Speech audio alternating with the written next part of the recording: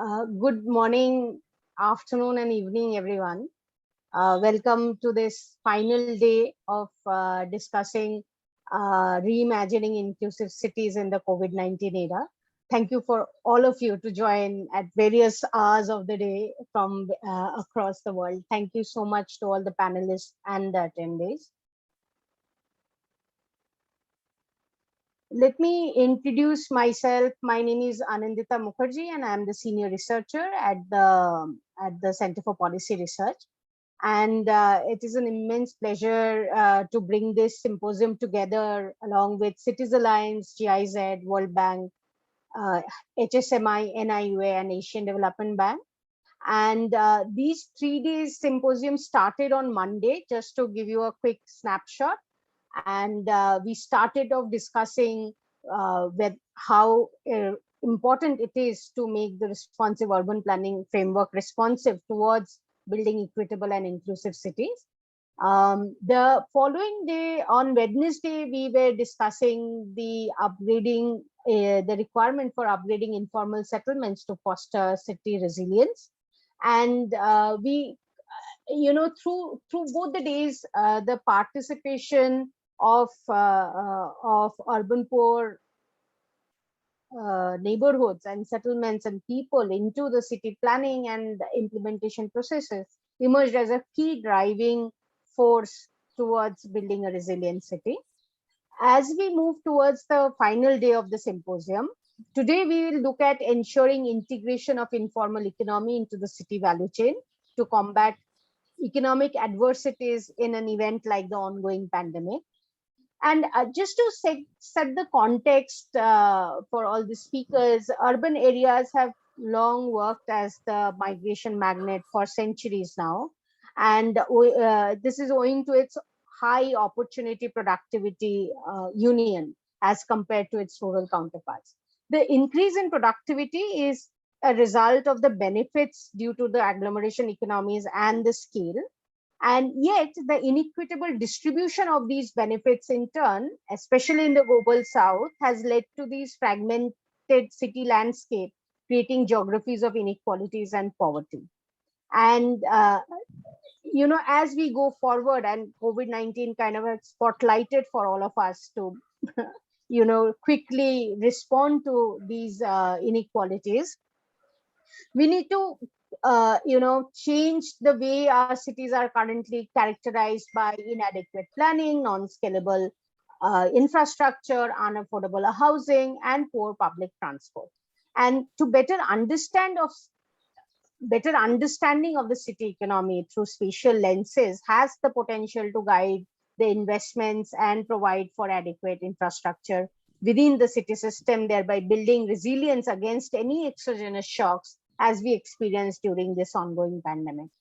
Now, today's session has 3 very, very interesting case studies. We will start with Jorge, and then to talk about the Medellin slum upgradation model.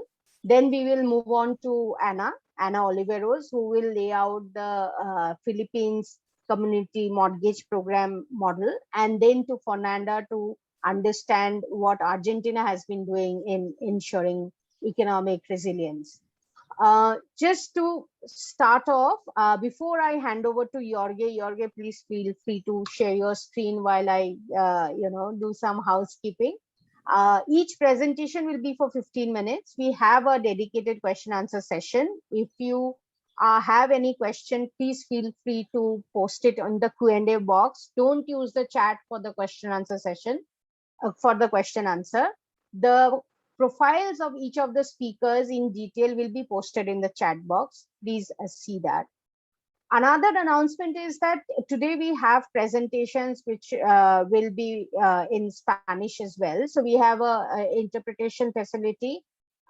Please look at the window at the bottom of your Zoom screen, switch on interpretation, select the channel, and mute original audio. Same for the presenter. Please switch off interpretation for you and mute the original audio so that you don't hear frictions with the interpretation. With that, I'll hand it over to Jorge.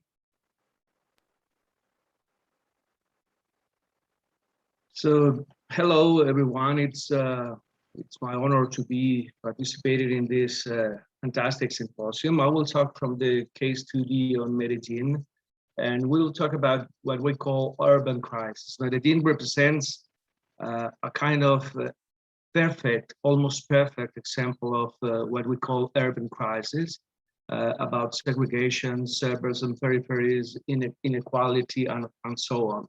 So I will start talking about the process of the end of the 80s and beginning of the 19th and the end of the last century, when Medellin was almost an unviable society.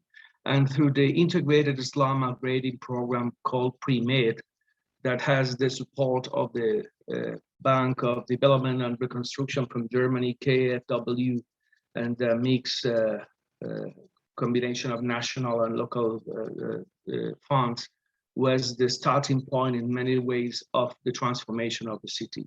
I may say that in that moment, also our democracy, our local democracy started. We didn't have local democracy, local elected mayors until the end of the 80s. So this process was also a good example of how the priorities for our society changed. So this process also represents this thing that I call cities, because we have many different ones around what we call a city. In a global south, cities are coexisting in the municipalities. Suburbs, urban peripheries are a kind of pandemics that have been coexisting in the midst of difficulties along the years. So that means a global challenge for all, and we must find alternatives from urbanism, planning, and urban management. And this is what we have been doing along the last 20, 30 years in Medellin, trying to find this thing about metropolis, fast-growing cities, incomplete and precarious urbanization, immigration, segregation, and the city as migration magnets.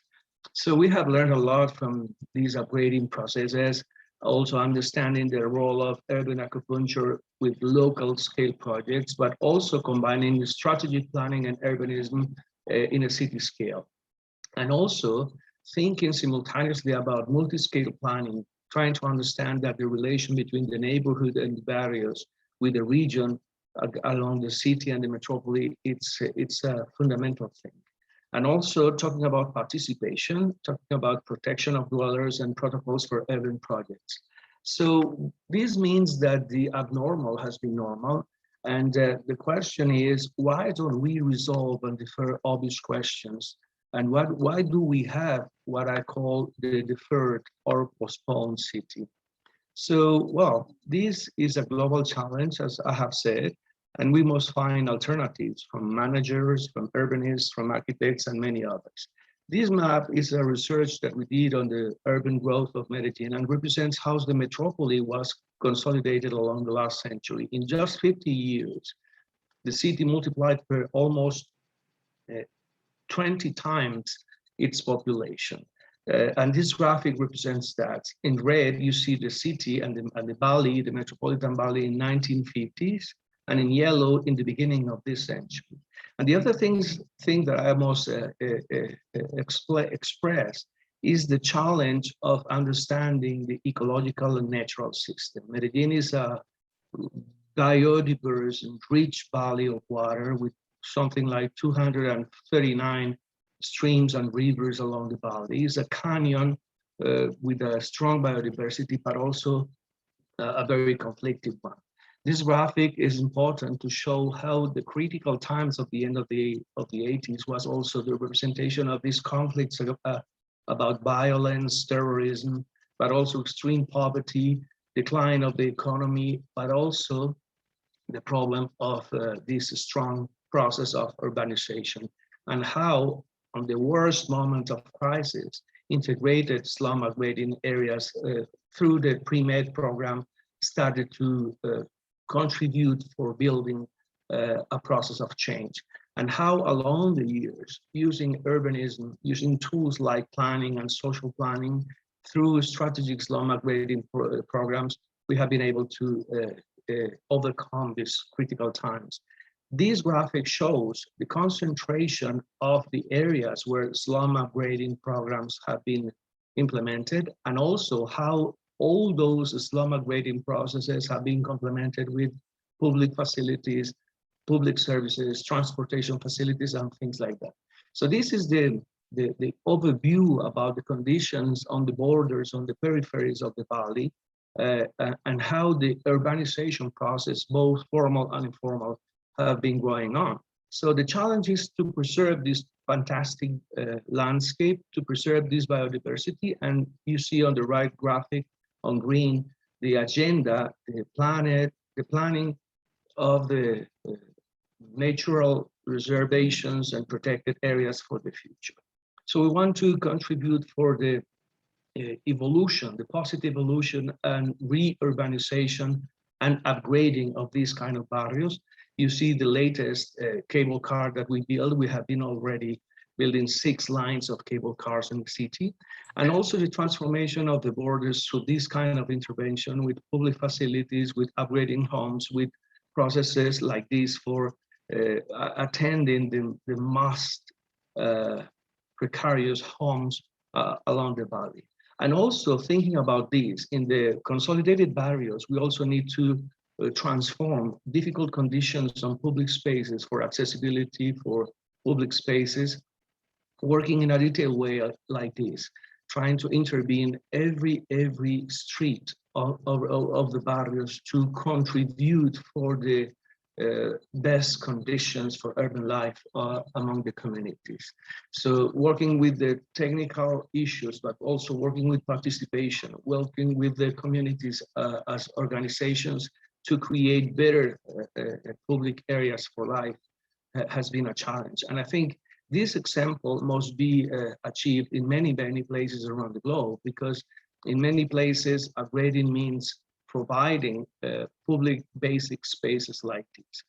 This is a famous example of how upgrading, integral upgrading of houses and neighborhoods have been achieved in the city, both combining public spaces, public infrastructures like this pedestrian bridge, and also together with the cable cars and the new public spaces.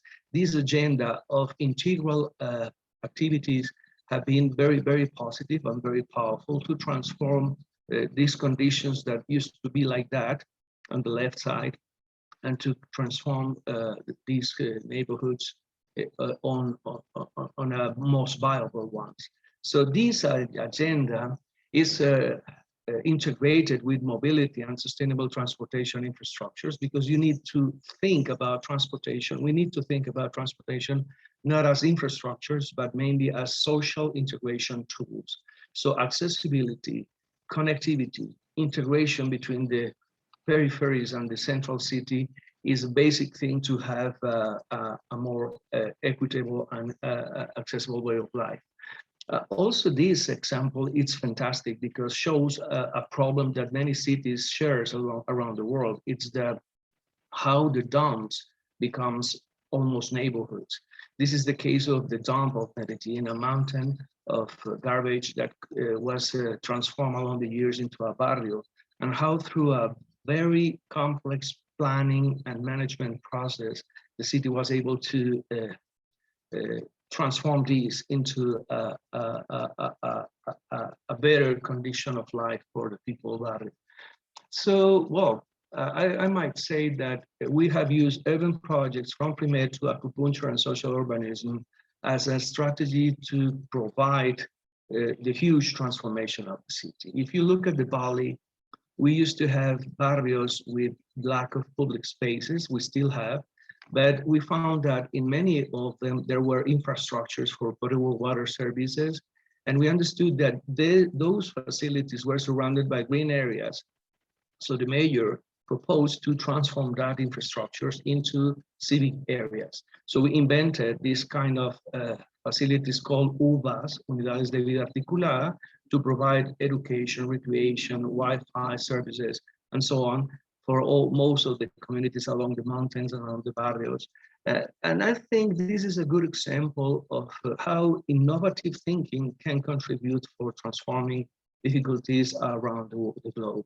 So trying to end this, I will just say that the general plan of the city must include upgrading barrios as a main strategy, using not only the tools of detailed activities with homes and communities and dwellers, but also including into the general planning of the city the strategy for social affordable housing or housing policies that must include, as I have shown on the right side around the circles, strategic areas for upgrading barrios, because upgrading barrios must be a main strategy for urban development in our countries. It is not an exceptional thing, it's a conventional issue, and we must combine simultaneously these kind of strategic public spaces and projects on the cities with upgrading barriers strategies. So our agenda, our proposal is, as far as we are able to understand these kind of urban problems that we are showing, we must also be able to understand that to have a landscape like this, we must include upgrading barriers strategies. Thank you.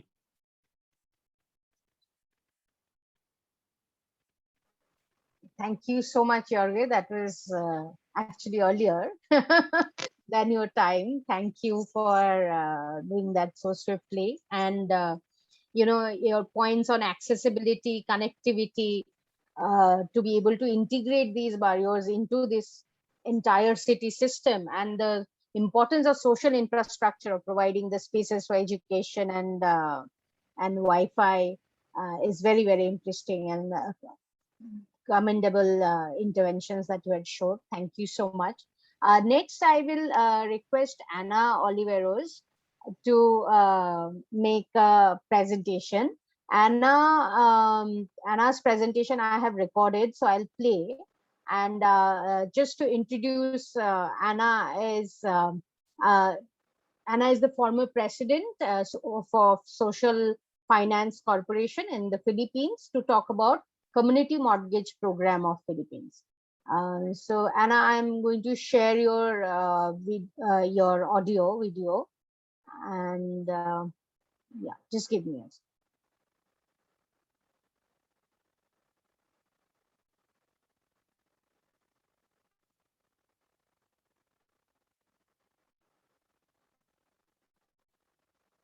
Ever.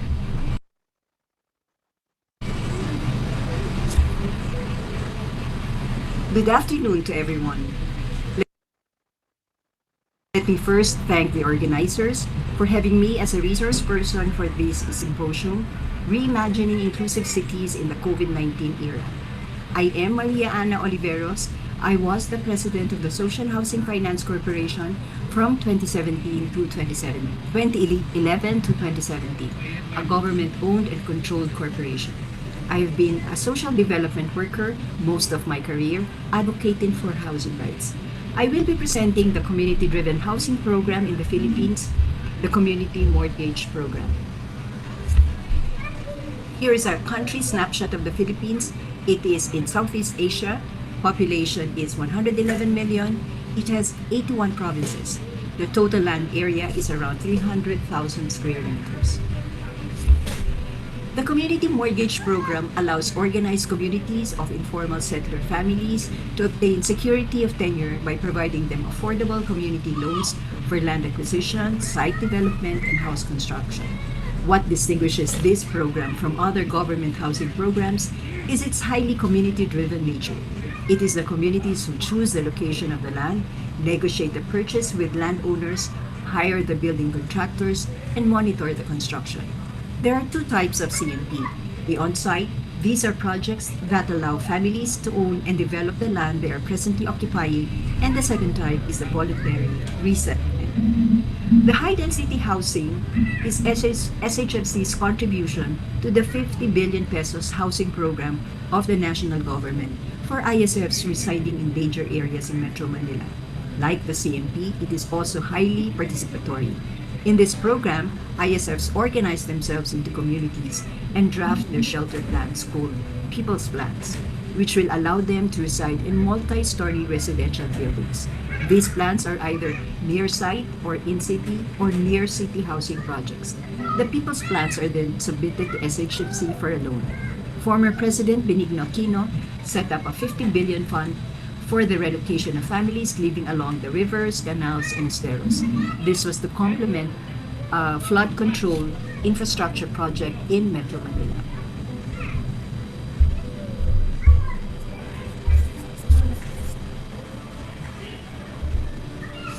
The CMP started in 1988 by the National Home Mortgage Finance Corporation. The HDHP, or High Density Housing Program, on the other hand, started in 2013. The Social Housing Finance Corporation, or SHFC, is currently implementing both the CMP and HDHP. The SHFC is a government-owned and controlled corporation that was created in 2004 through an Executive Order 272. It was operationalized in 2006. It is a subsidiary of NHMFC. Its mandate is to develop and implement social housing programs for the low-income families in the informal and formal sector. It is under the Department of Human Settlement and Urban Development, or DSUD, which was created only in 2019 through a law, the RA 11201. The maximum loan amount for CMP on-site and off-site then was 250,000 per family, payable over a period of 25 years with an interest rate of 6% per annum. The current loan ceiling for on-site projects is 450,000 per family. This is for the full package of land acquisition, site upgrading, and home improvements. For CMP resettlement, loan ceiling range from 480,000 pesos to 580,000 pesos, depending on lot sizes, floor area, and design of the houses. The DSUD developed the standards for land and housing and their corresponding prices. All housing agencies adopt these standards and price ceilings. Loan ceiling for the High Density Housing Program, or CMP vertical, loan ceilings of 700,000 to 750,000 is limited to projects in the National Capital Region and its nearby cities of San Jose del Monte, Bulacan, Cainta, Antipolo, San Pedro, Imus, and Bacoor.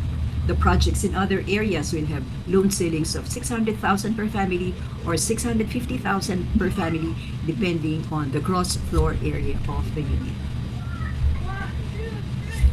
Because housing loan packages have increased, affordability issues needed to be addressed through interest subsidies and longer repayment terms. Interest rates and loan terms depend on the average family income. Families in the first and second income decile will have a 2% per annum interest and loans will be paid in 35 years. Families in the third income decile will have 4% per annum interest with a loan term of 30 years. Families in the fourth to seventh income decile a 4.5 interest and loans will be payable in 30 years, while families in the 8th to 10th income decile will have the 6% interest with loan term of 30 years. For the period 1989 to March 2021, CMP has assisted a total of 375,303 ISFs that were funded with loans amounting to almost 17.88 billion pesos. From 2013 to March 2021, the High Density Housing Program assisted 42,233 ISFs with a total loan of 6.86 billion. 5 principles were adopted by SHFC. These were used in the policy and procedural reforms undertaken by the agency. The first principle is, housing is a basic human right. Therefore, it is the duty of the government to address the problem of homelessness. The second principle is, housing goes beyond structures. It involves building sustainable communities. Capacity building on crucial aspects is important, such as financial literacy, livelihood, estate management, and climate change resilience interventions.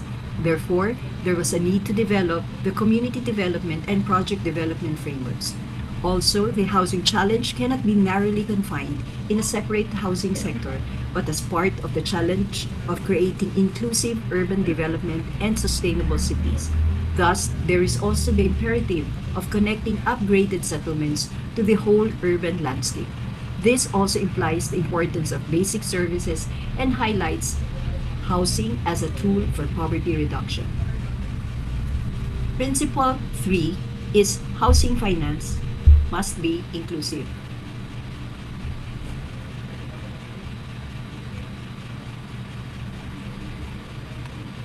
Okay. Housing finance must be inclusive. It must be affordable. There is a need for subsidy and technical assistance. Alternative modes of tenure and securities to the loan were explored. Before, freehold and ownership arrangement was the only available and accepted mode of securing land tenure. But land has become expensive, especially within cities like those in Metro Manila. Hence, if families want to relocate in city, ISFs will have to contend with high land prices. To sidestep this affordability problem, while families try to improve their income levels, use of rack arrangements have been implemented for H2H projects as well as CMP offsite or resettlement projects. Under a use of rack arrangement, families were allowed free use of land as long as they preserve its form and substance. This contractual arrangement finds strong legal support under the Civil Code and the Urban Development Housing Act. It is community-driven and participatory. This empowers communities, ensures ownership of undertaking, and ensures the sustainability of the communities. The role of the local government units is crucial. LGUs have the resources and power essential to building sustainable communities. One of the most serious challenges is to scale up and speed up housing delivery to more significantly make a dent on the enormous housing need. For decades, housing delivery has been done on a project basis. Multiple projects within the same city were implemented in isolation from each other. The delivery of housing solutions within the same city has been therefore myopic and uncoordinated. Hence, any effort could only make a small dent on the huge housing need. The citywide community upgrading strategy was introduced in several cities by SHFC in partnership with the World Bank. Among other things, it could entail mapping all the ISFs within a city, developing a city-wide shelter development plan, and systematically allocating resources to prioritize informal settlements. This strategy is therefore different from the usual hodgepodge way of delivering housing solutions, in that solutions here are implemented at scale by targeting all, not just some, areas of a city. Also, the orchestration of the whole process is decentralized to the LGU level rather than at the national level. Moreover, it is demand-driven so that communities lead the planning and implementation process. Of course, the communities will need the support of the LGUs and the civil society organizations, who will play varied but equally important roles that will need to be synchronized. The citywide strategy therefore provides a venue for a participatory approach to housing delivery. Multi-stakeholder partnerships are indispensable. Given the challenge, pooled resources from the public, private, and third sectors are important. Community development is emphasized as an essential process that must go hand in hand with the housing project development process. The two inseparable processes reinforce each other. For the project development, the framework looks at the legal, technical, and financial aspects, while the community development, the framework specifically looks at organizational development, members development, and financial literacy. Assistance can be provided to the communities only through sustained hand-holding and continuous organizing. Because building sustainable communities is a long-term engagement, the framework divides both the community development and project development processes into 5 progressing milestone stages that goes from the pre-project conceptualization to settlements management. Some partnership models would be community self-help, where the community building is done by the community members themselves with the technical guidance from a partner. The turnkey approach would be the LGU with the community participation executes the project. SHFC refinances or pays the LGU upon project completion and with families occupying their units. The citywide approach is something that we have earlier discussed. Climate change is in the process of being integrated into CMP. This is because climate change can undermine housing, development, and poverty reduction efforts. Notably, it is the poorest ISFs who are most vulnerable to it. Lessons show that climate change interventions need not be expensive. Also, they have a potential for both poverty reduction and adaptation mitigation benefits. Thus, it is important to embed them into the community development and project development processes. However, community organizing around this issue is important. Thus, this ties up again with the need for capacity building and multi-stakeholder partnership. The next steps in this area of reform is to integrate climate change into community upgrading, either as part of the loan package or as a community equity, and to look for partners, resource organizations for capacity building and mobilizing funds for climate change. Before I end my presentation, let me share with you some pictures of the CMP and HDHP projects. These are community rebuilding after Typhoon Haiyan, known in the Philippines as Super Typhoon Yolanda. The left picture is a community rebuilding on existing CMP sites in Capiz in the Visayas region. The SHFC partnered with UN Habitat, who trained community leaders and members in construction and provided funds from the Japan government to build houses. This is a community self-help project in partnership with UN Habitat. The pictures to the right is in Tacloban City Leyte, also in the Visayas region, a community relocated to higher grounds. CMP funds were used to buy the land, do site development, and construct houses. The community partnered with an NGO for the community organizing work and loan documentation work, and a construction firm for the technical planning and construction work.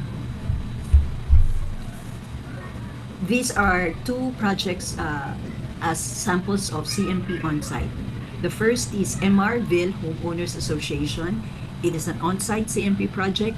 CMP loan in the amount of 12.89 million pesos was extended to the community with 152 families. The loan was used to buy a 6,964 square meter property located in Taguig, Metro Manila. Model lot size is 21 square meters. The second picture is the picture for Residencias de Asilo Homeowners Association.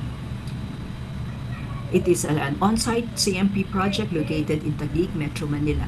CMP funds in the amount of 6.53 million were extended to the community with 71 families to purchase a 3,341 square meter lot. Model lot size is 38 square meters. A total of 41.6 million of high-density housing loan was extended to the Gold Mine Homeowners Association with 104 families to build 6 two-stories buildings. Each unit had a loft and had a total floor area of 28 square meter. Loan per family is at 400,000 pesos. The loan for the Pascualer Homeowners Association project is 447.3 million. 17 two-story buildings were constructed. Each unit has a floor area of 33.8 square meter. 994 families benefited from the project. Loan per family is at 391,617 pesos. Let me end by sharing with you the cover page of the legacy report of to end my term in the SHFC. The legacy report documents and analyzes the performances of the Social Housing Finance Corporation from July 2010 to June 2016, encompassing the administration of President Benigno Aquino III. The tagline that we used then was enhancing people's lives and empowering communities through fair shelter solutions. Fair meaning flexible, affordable, innovative, and responsive shelter solutions. The collage shows you highlights of the things that we did during those times. People's participation. You have a child also participating in the designing process, and pictures of the high-density housing projects, as well as CMP, rebuilding also, on-site rebuilding projects, and partnerships with the academe, the international organizations, and the local government units, and activities being participated in by community members, community leaders, and other stakeholders. With that, thank you very much.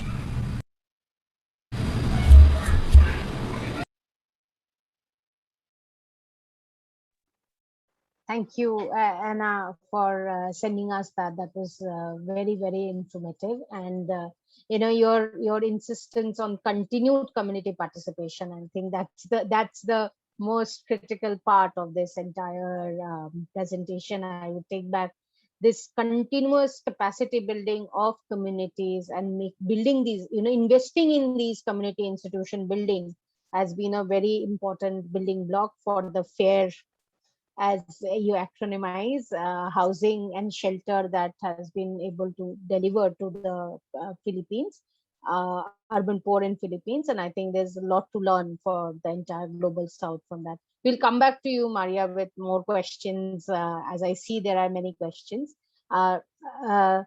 Next, I'll go to Fernanda. Thank you so much for joining us today. And just introduction, Fernanda Garcia Monticelli is the Subsecretary of Land Management and Neighborhood Services from Socio-Urban Integration Secretariat in Argentina. And she'll be explaining today the Socio-Urban Integration Fund that Argentina has put together. So over to you, Fernanda. Muchas gracias, Anandita. Gracias. Thank you very much, Anandita. Thank you very much for the invitation to this symposium.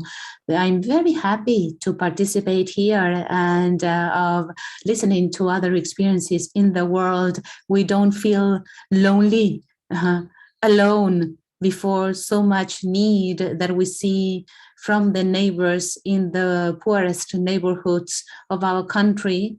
And this situation is repeated throughout the world, I see. I'm going to share with you my screen. I don't know if you can see it. If you can see the presentation. Yes. It's in English. I will speak in Spanish. I was telling you, actually, we start the presentation here with a picture of how wealth is distributed throughout the world through this system. And there are lots of people who suffer the lack of necessary funds to even have a livelihood, to buy food.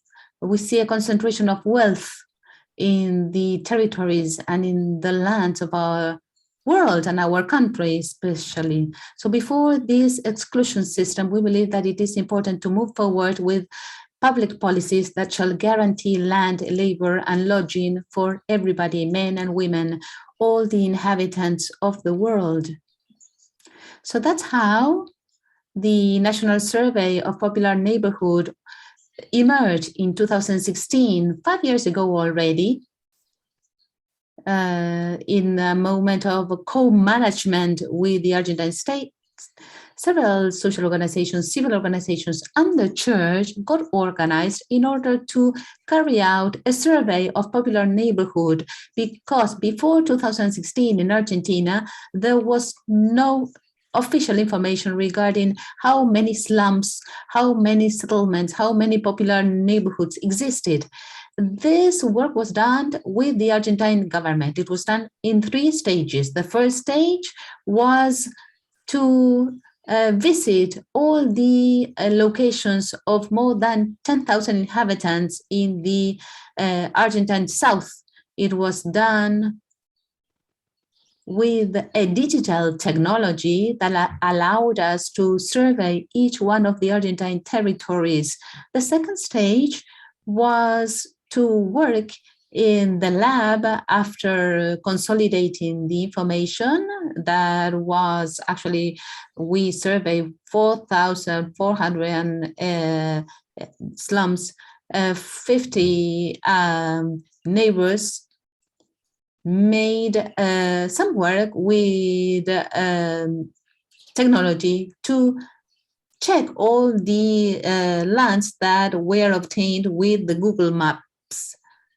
The third stage, which was the most complicated work, was carried out by 13 surveyors from 10 social and popular organizations, and the church was included there. And those 13 surveyors were typically neighbors of the popular neighborhood.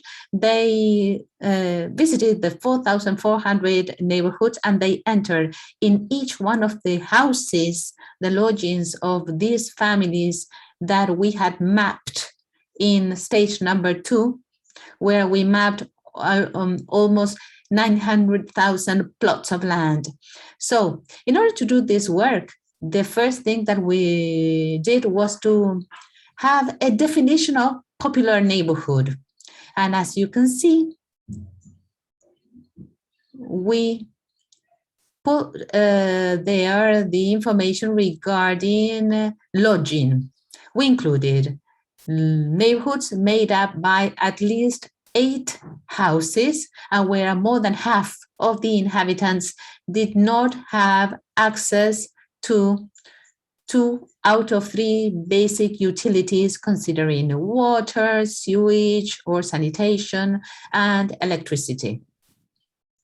So with this work that we did in the field, the result of the work that we did was to find the georeferential neighborhoods in a public map with some data about those neighborhoods. And in this case, you can see an example of the city of La Plata, which is the capital of the province of Buenos Aires. We see the geo-referenced neighborhoods that you can see in pale blue. Those are all the popular neighborhoods surrounding the city. The survey of popular neighborhoods showed us 416 neighborhoods. In this map, we can see the number of popular neighborhoods in each one of the Argentine provinces. As we can see very quickly, most of the neighborhoods, more than half, are located in the province of Buenos Aires, in the greater Buenos Aires, because Argentina has a great concentration of urban population. More than 96% of the population is located in the urban area. Another piece of information that we can obtain from the survey is that these popular neighborhoods, all in all, represent 444 square kilometers. This is more than 2 federal districts, 2.5 capital districts.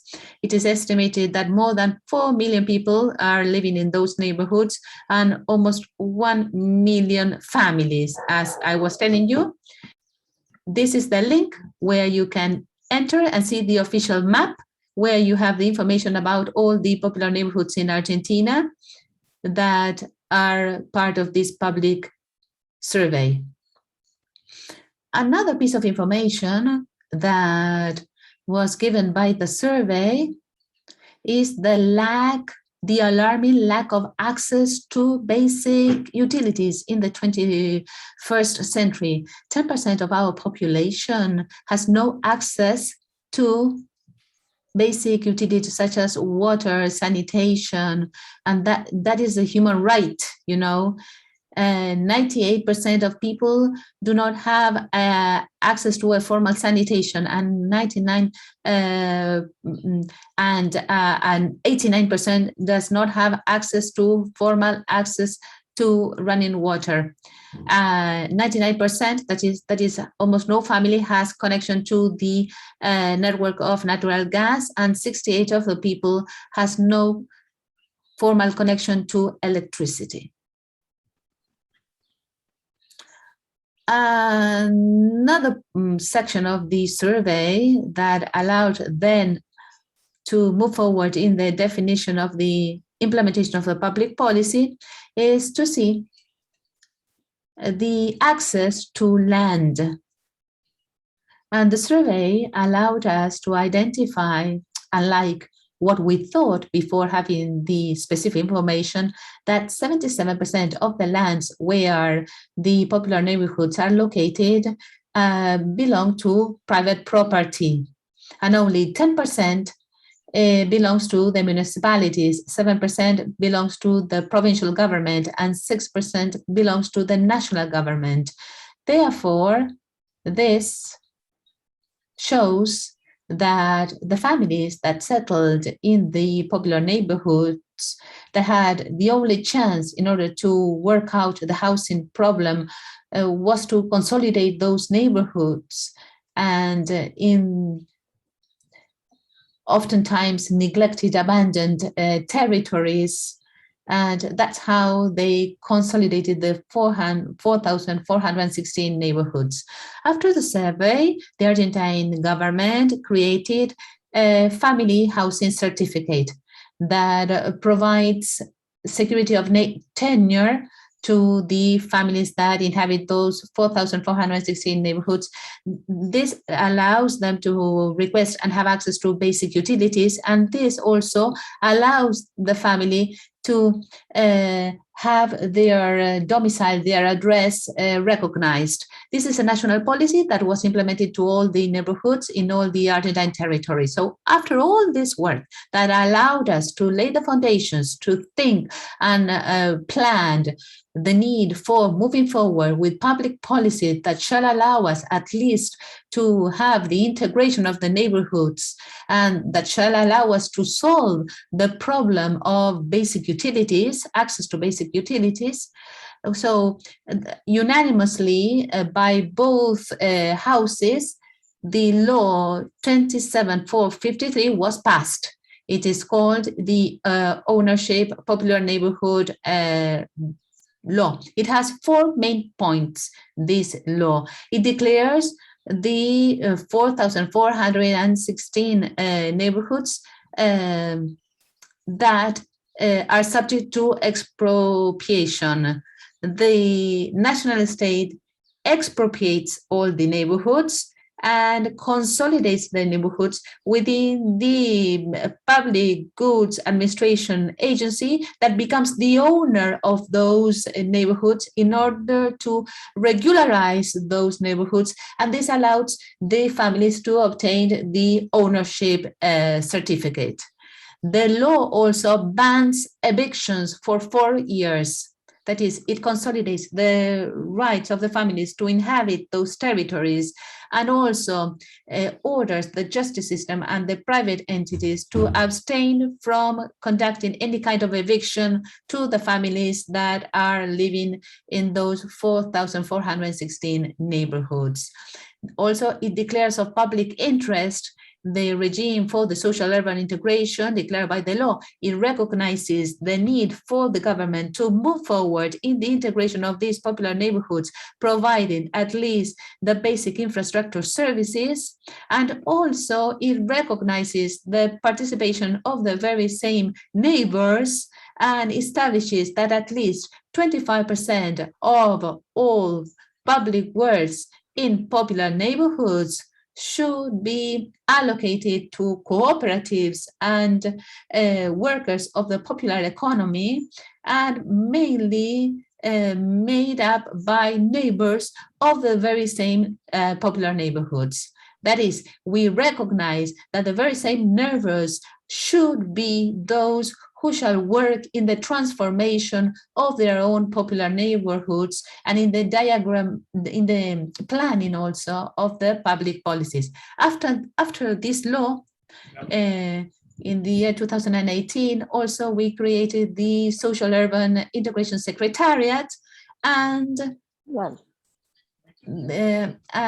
from the National Table for Popular Neighborhoods, we created a social urban integration policies with 5 main pillars. First, the urban integration of neighborhoods, the need for moving forward in housing policies for popular neighborhoods, and especially for the necessary relocation due to environmental risk or due to opening of streets in order to achieve the integration of these neighborhoods. Another very important pillar is the social integration, that is recognizing the need for working with the community in order to work out the structural problems and the social problems and social, environmental, and community problems that is caused by the social integration of these neighborhoods. For example, places for children, also recognizing of popular activities that are developed at the neighborhoods, and also strengthening the whole social fabric.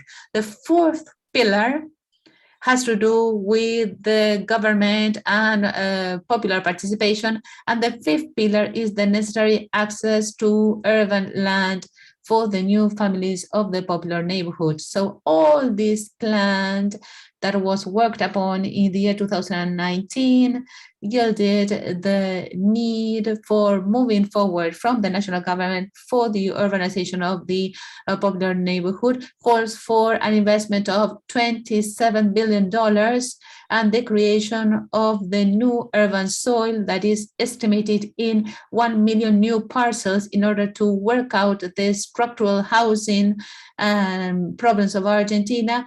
That calls for an investment of $10 billion. So with all this planning and with all this diagnosis work and this work done at field level in order to understand the need of the needs of these neighborhoods, we move forward in the creation of the Social Urban Integration Secretariat, with a view to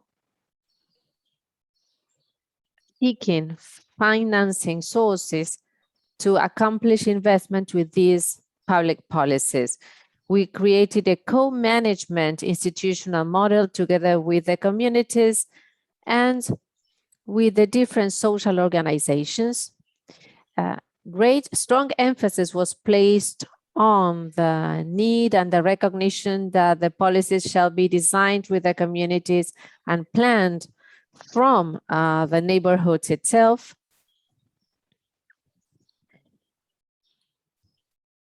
Those public policies to accomplish 25% of the work that will be done by the neighbors themselves, and being gender responsive, acknowledging that women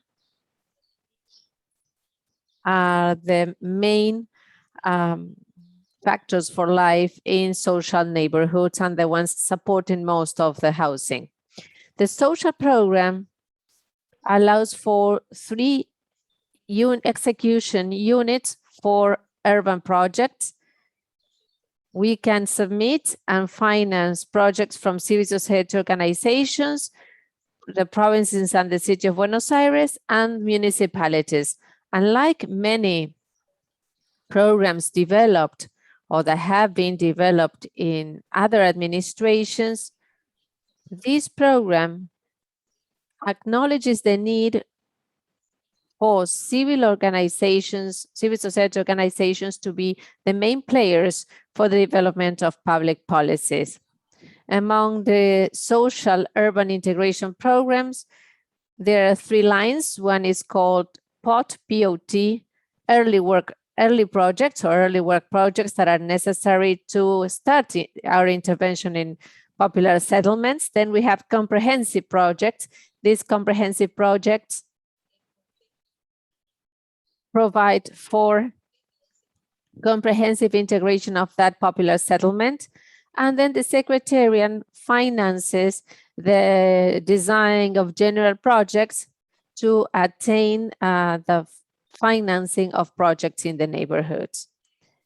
On the other hand, there is a very important line within the Secretariat, is that of plots of land with services that consist of generating new urban centers or urban areas to provide for a housing solution of the new generations of neighbors that don't have any other solution at hand if it is not with the support of the government through these new areas, because in Argentina,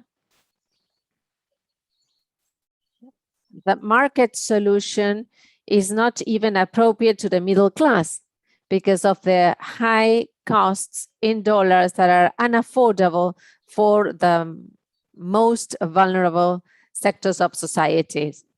As I've said before, the Secretariat has 3 funding sources: the Social and Urban Integration Trust Fund that was set up by Act 24573 and that was funded by the current administration. There are 2 taxes that are charged to fund this trust fund. That is the country tax and the tax on the largest wealth. And these 2 taxes are levied to those that have more resources to support the life of those that have less. We also have a loan from the IDB, and the Secretary has national funding from the Argentine Treasury. We've been working since last year to implement these projects. To date, we have implemented and we are executing 216 projects in 248 informal settlements that are benefiting almost 100,000 families. Between indirect and direct jobs, 8,000 jobs were created, and the total amount invested reaches $161 million. As I've said before, the funding source, the prevailing funding source, is the Social and Urban Integration Fund, Trust Fund, that amounts to almost 72%. And then almost 50% of the projects are early projects, 32% general executive projects. And if we consider the kind of executing units, civil society organizations amount to 50% of the development projects, municipalities run almost 40%, and the provinces 10%. Fernanda, Fernanda? just interjecting. Can you finish it in next 2 minutes? We are already overshot our time. Thank you.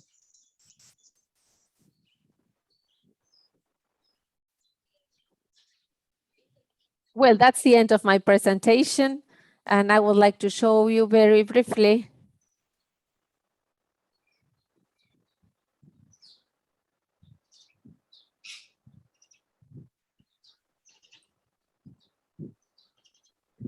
some works that are in execution.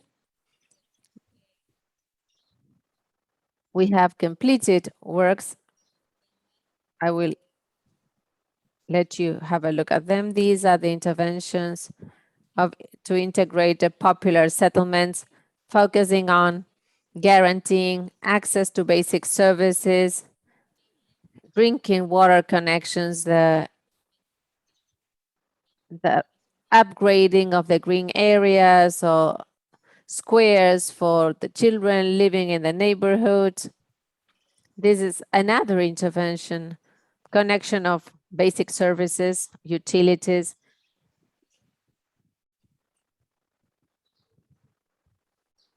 The crews are made up, we prioritize forming crews with women. This is one of the completed works, sports facility in a popular settlement in La Matanza, another community area in a popular settlement in Entre Rios. Well, we will leave this presentation with you with all the images of all the work done. And thank you very much for letting me join you today. Thank you so much, Fernanda, for finishing the presentation in time, and very insightful presentation. I think creating trust funds to support the upgradation is something that Argentina is doing that is very different than we have been hearing. Thank you for sharing that experience. I have a few questions here, but in the interest of time, I'll not spend a lot of time in it. Lara is the moderator for the next session. Lara, I'll take 5 minutes, and I just want one question to ask each of the panelists here. Fernanda, we can start with you. One question that Shabagato has asked in the chat box, that when you mapped all these settlements and did these national survey of these popular neighborhoods, now, when you made the data public, have you felt any, objections from the city and state government? So if you can summarize it quickly. Then and one more is the data collection exercise is a one-time event, or is it done, will be done or planned for frequent, within frequent intervals?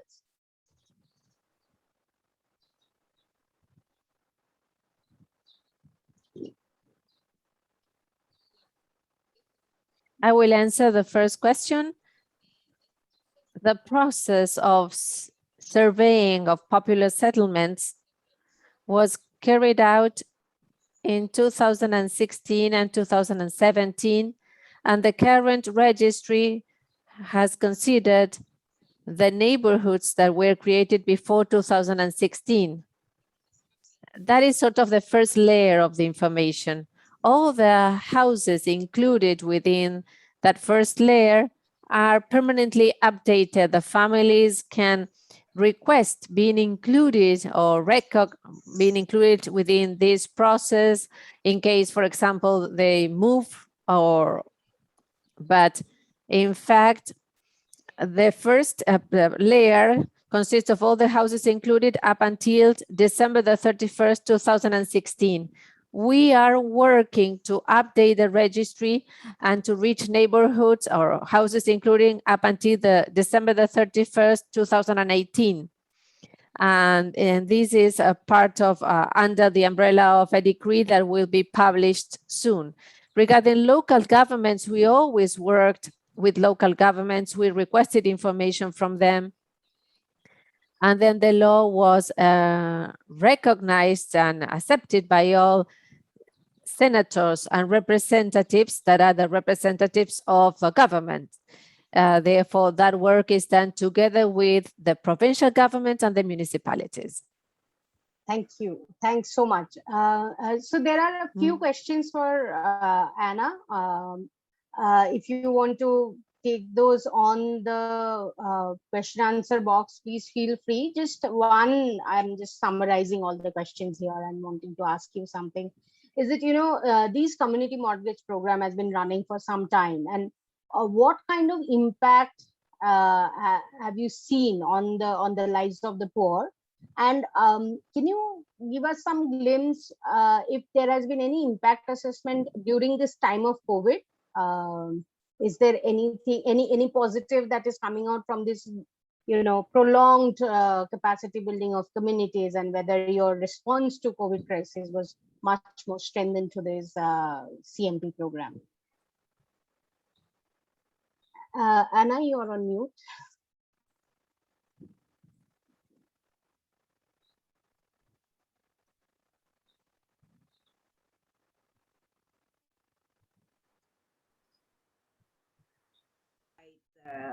Development and or near site is viable, no?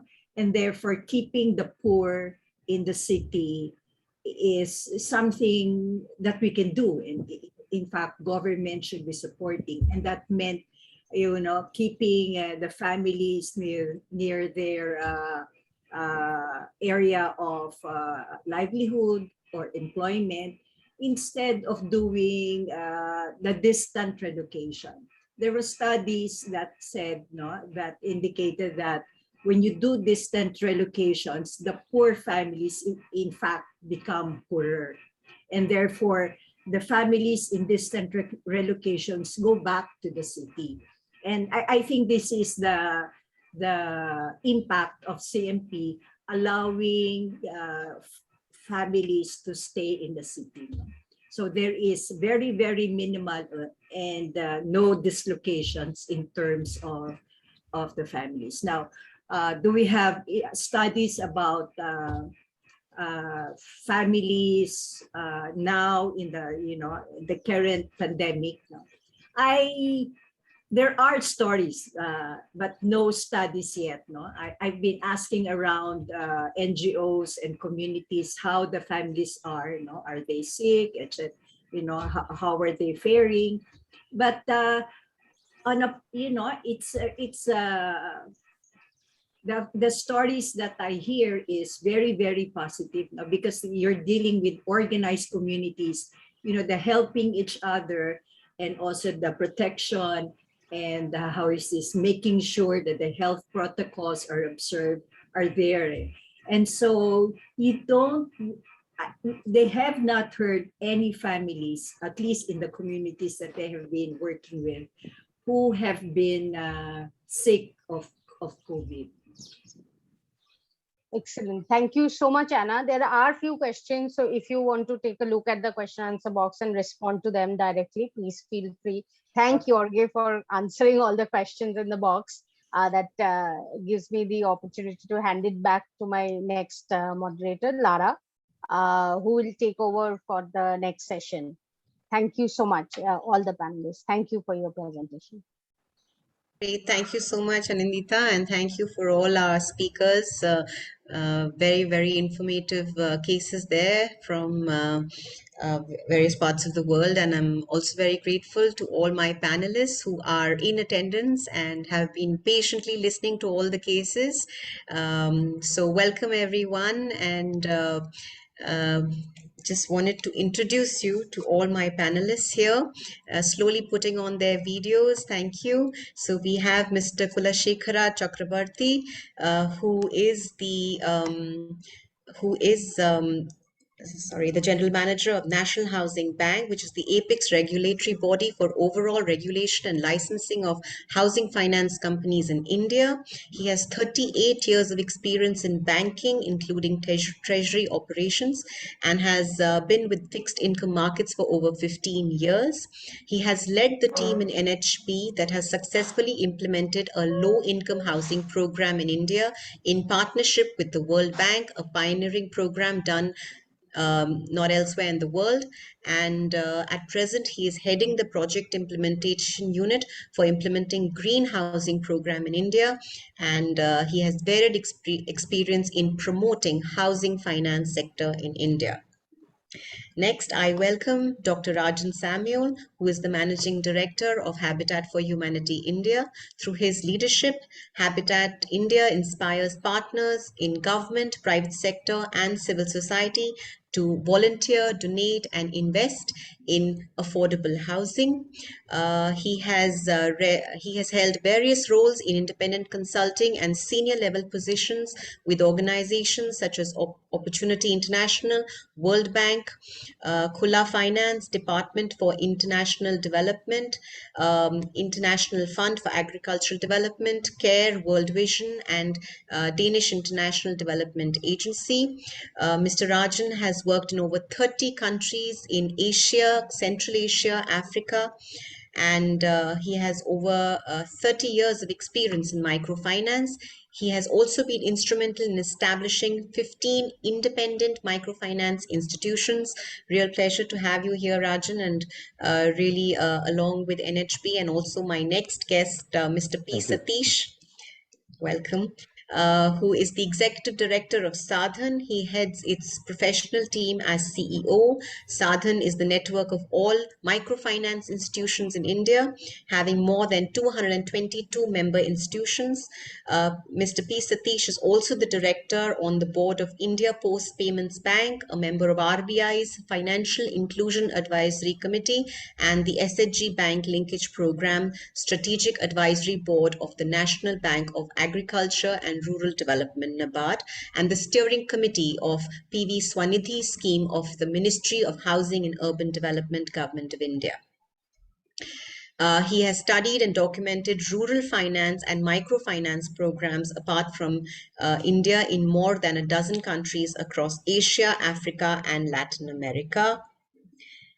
And to give them some partnership here, we have Mr. P. Jayapal, the former senior executive director from he has been working in the urban and regional planning, financing of housing and urban development, research and training in housing and urban development sector, and international cooperation in housing and urban development. P. Jayapal has about 35 years of professional experience in prestigious public sector institutions in urban and regional planning and financing of housing and urban development, and Central Town and Country Planning Organization, National Capital Region Planning Board, and Housing and Urban Development Corporation, HUDCO.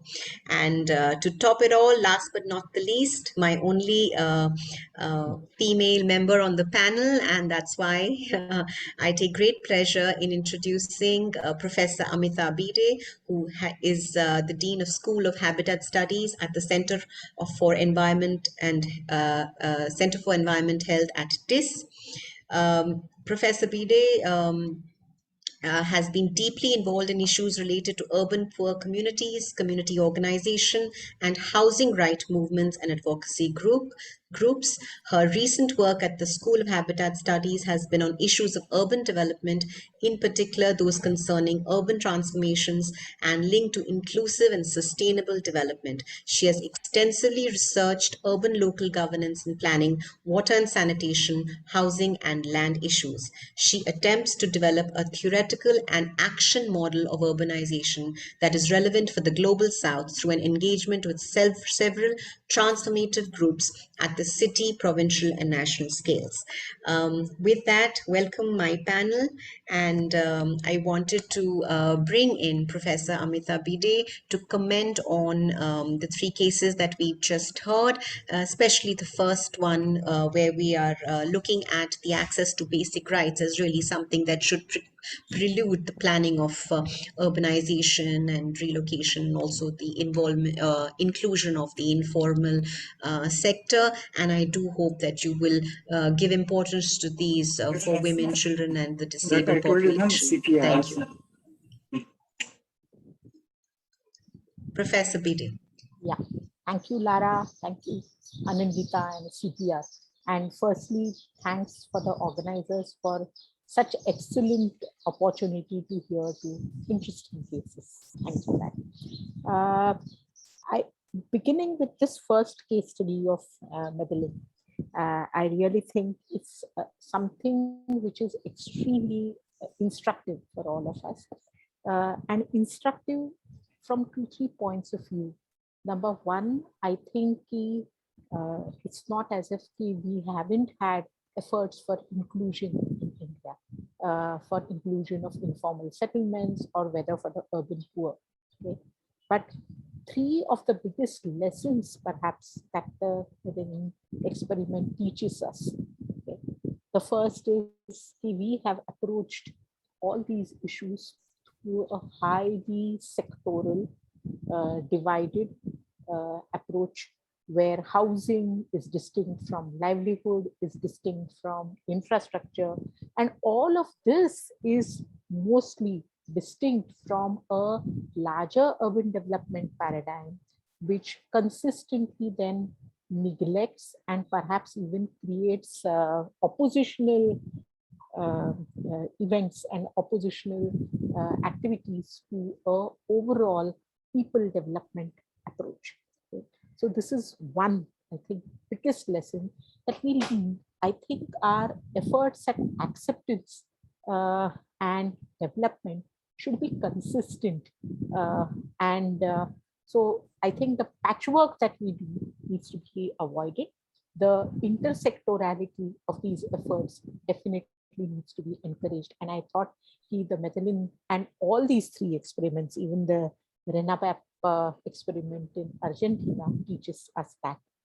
The second thing that I felt was extremely instructive about the Mrville experiment and my lesson that it offered for me was the importance of hyperlocality. I think in India, we approach all of these experiments through a extremely macro, national level perspective, without building any agency at the city level at all. And leave alone the city level distinctiveness. Here, the Mrville experiment is asking us to go hyper local. In fact, where there is an eye on the strategic aspect, there is a consideration of the entire river ecosystem and the multiple streams that the river flows into. But while paying attention to that, the projects which are developed are based on acknowledging specific locality needs and then integrating that with the city. So I think this kind of an approach, which accommodates and has space for the local scale and local capacity building, to me was a very, very critical lesson, which I think has been shown to us. And the third aspect that I think that one should draw is really that of intersectorality. And I'm going to insist on that intersectorality again. So we approach housing, and housing is approached as housing finance. And then the minute we talk about housing, it is creation of new housing. So informal settlements and their acceptance, their upgradation is hardly ever part of an agenda. The approaches that we have, I mean, the entire mix of the EMAY at present, something which is completely devoid of a upgradation understanding, which is comprehensive, even though I think statistics tell us that it is perhaps the only vertical of EMAY, which is showing us success in quite a few states, Madhya Pradesh, Tamil Nadu, and others. Whereas I think at a national level, we continue to focus on ISSR and creation of new affordable housing, which only results in creation of more and more vacant housing. We don't recognize vacancy as an issue at all. So then locations don't matter, and we will choose peripheral locations for affordable housing. The only thing that for the supply side, housing needs to be affordable. So this intersectorality to me is very critical. Where on one hand, financial inclusion, and on the other side, recognizing livelihoods, and on the third side, recognizing the vulnerabilities of people, gender, caste, poverty, I think are extremely critical. And we have positive examples of that. I will stop here. Great. I'm sure we definitely take note of your interpretation of the three cases, Professor Bide. I'm going to ask Mr. Chakrabarti to come in and talk about the panel discussion today, and really throw light on the fact of the recent project that he's been involved in refinancing the primary lending institutions for loans for low-income families, and how they've defined the low-income families, how they've asserted the interest rates, the loan terms, and what are the lessons learned and the success factors in this project, really to set the stage to talk about housing as the game changer for the inclusion of the informal sector into the city landscape.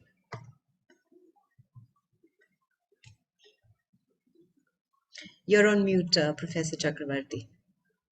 Mr. Chakrabarti, you're on mute. Can you hear me now? Yes, yes. Okay. So first, let me introduce you.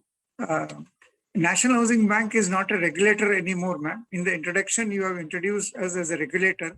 We are now only supervisor. From 2019 onwards, regulatory function of National Housing Bank has moved to Reserve Bank of India. So we are only supervisors for housing finance sector. But largely, therefore, our focus is on now financing as well as promotion and development of housing finance. Okay, ma'am. So, yes. Now, coming back to the subject, ma'am, land is a state subject, though housing essentially becomes a state subject in India. Therefore, most of the real sector problems have to be addressed by the states, ma'am. Only financial sector intervention can be done by the central government And being a central government agency or EPIC agency, so our intervention will be mainly on the financial sector intervention. So two functions, what we do, as you have told, refinancing is one function. So we extend refinancing to all eligible institutions, like banks, housing finance companies, RRBs and small finance banks. That means all scheduled banks and housing finance companies, we extend refinance just to ensure that the sector is not starved or devoid of funds that has to go for this sector. So that is our main function, and which we have been doing it in a big way in the last few years. Coming back to the specific problem, in this regard, we have worked with the World Bank between 2013 and 2018. We implemented a program where essentially it is a low-income housing finance program where our refinance, being a Apex institution, our intervention is mainly through refinance. What we have done is we have extended refinance to those loans or housing loans where the borrowers have informal titles and informal incomes. So let me explain this to you in two ways. Informal incomes, as we all know, people who don't have an income tax return or a salary slip. It could be the vegetable vendors, fruit vendors, the auto rickshaw drivers or taxi drivers who don't have a regular proof of income. If their income is below the tax level, they don't have to file a tax return also.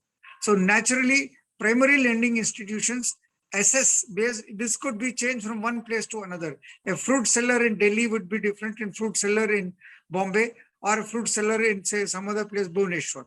So therefore, the incomes of similarly, taxi driver in one city, in a tourist city, could be different from a non-tourist city. So therefore, the local lender, primary lending institutions, what we call them, will naturally assess the income. They normally have a benchmark saying that the average income of a borrower of this type of borrowers is so X amount. So they allow 60% for maintenance and see that not more than 40% can be the installment they can pay towards the housing loan. And working back, they arrive at the maximum housing loan that can be arrived. Just before me, Professor Bide had told that incremental loans are not given. Most of the loans which are below 2 lakhs or 5 lakhs is taken for incremental purposes. We also, many HFCs lend up to 5 lakhs. I think no new house can be constructed up to 5 lakhs. We have data that shows that. So therefore, there are quite a number of loans that go for incremental housing. Now, here is a challenge. Now, these particular borrowers don't have any credit history, nor they can also offer any security. Now, how lenders have to secure, come what may. So the way they normally do is assess the borrower's ability to pay this installment. Also, sometimes they use a technique of group guarantee. Say if a particular 10 people or 12 people are vending in a particular place, so they sort of coerce them to join as a group guarantee for each of them, so that if one defaults, there could be a moral pressure on the other to pay the installment. This way, probably the income criteria can be overcome. Now, coming back to the settlements, that is what Professor Bide and before us, even the Spanish speaker was speaking. How do we address that? Very often, there are two types of informal settlements. People who stay in their own towns, small towns and villages, and probably big towns, will not have a proper document for inherited property. Probably my grandfather was staying it, my father was staying it, it is divided into 50 or 100 square meters or square yards, and I continue to stay. There will not be a formal title to that particular land on which a mortgage can be created. This could be one set of challenge. The other set of challenge is that people, when they offer it, migrate, they stay in slums or whatever you call them. We don't call them slums or settlements, where they will not be evicted. They'll have power connection, they'll have water connection, they'll have a right to stay, but they can't own that land, meaning they can't create a mortgage on it. These two types of ownership could be there, where we call that informal titles, where they can't establish their ownership and create a mortgage on it. Any mortgageable property can easily, you can go to any financial institution, a formal financing institution, borrow. Now, how do we coerce these formal financing institution to lending to these type of titles. There also what we said that there also you can take alternate security as co-borrowers with a group of borrowers, 3 or 4 or 10 borrowers together, they can guarantee each other. Normally here the amount of loan is not very big. It is not to construct a very big house, probably extension of a room or including a bathroom. It could be 50,000, 1 lakh, 2 lakhs. We have seen normally it does not exceed 1 or 2 lakhs because they would not want to spend 10 lakhs in a property where they don't have a right to stay beyond a particular period. So therefore, but at the same time, they don't want to leave that the place where they earn their livelihood. They want to upgrade the habitat so that they can improve the housing. Health will improve. Access to livelihood is there. So these type of loans can be, again, they can be granted by a PLIs. Mortgage is not a precondition for a housing loan to be for a loan to be called a housing loan. The purpose of the loan, if it is housing, then it can be called a housing loan. Using these two methods, we have done it, and we have fairly done about $100 million of the line of credit was there, which we have done in 5 years. And we have fairly done, while it is scattered in some pockets, as a pilot we have done, and it can be upscaled. So this is our short experience on this particular extending formal institutions to go and lend in to informal borrowers and informal titles. Thank you, Mr. Chakrabarty. I'm going to bring you back in, but it's a great time to bring in Dr. Arjan Samuel from his extensive experience in housing finance and also the practical implications of housing finance and housing construction and home improvements, having been in Habitat and Habitat's experience of building homes for the past 37 years. Rajan, would you be able to throw light upon taking from what Mr. Chakrabarty's experience with this project with the World Bank, and also what is the possibilities of scaling housing finance towards home improvements, urban development in terms of upgrading slums, and also tackling the issue of unfinished houses that we see in India today? Hi, thank you, Lara, and hello, everyone. I want to applaud the organizers for this timely, webinar. We are looking at COVID and beyond COVID. And as you know, that the construction industry in India accounts for more than 11% of our GDP. And, one of the recent studies done by Aga Khan and other organizations states that 29% of the migrant workers have returned back. And 45% of them are still, they're waiting, they're ready to come back to cities. And that's 2/3 of the migrant population. I think we were looking at about 450 million plus people who were displaced post the pandemic and the lockdown. And so I'd like to divide my presentation, Lara, into 2 segments. The first one is if housing is going to be an economic engine to jumpstart the economy in India, there are 2 things that needs to happen. One is definitely we need to, ensure that the migrants return back to the cities.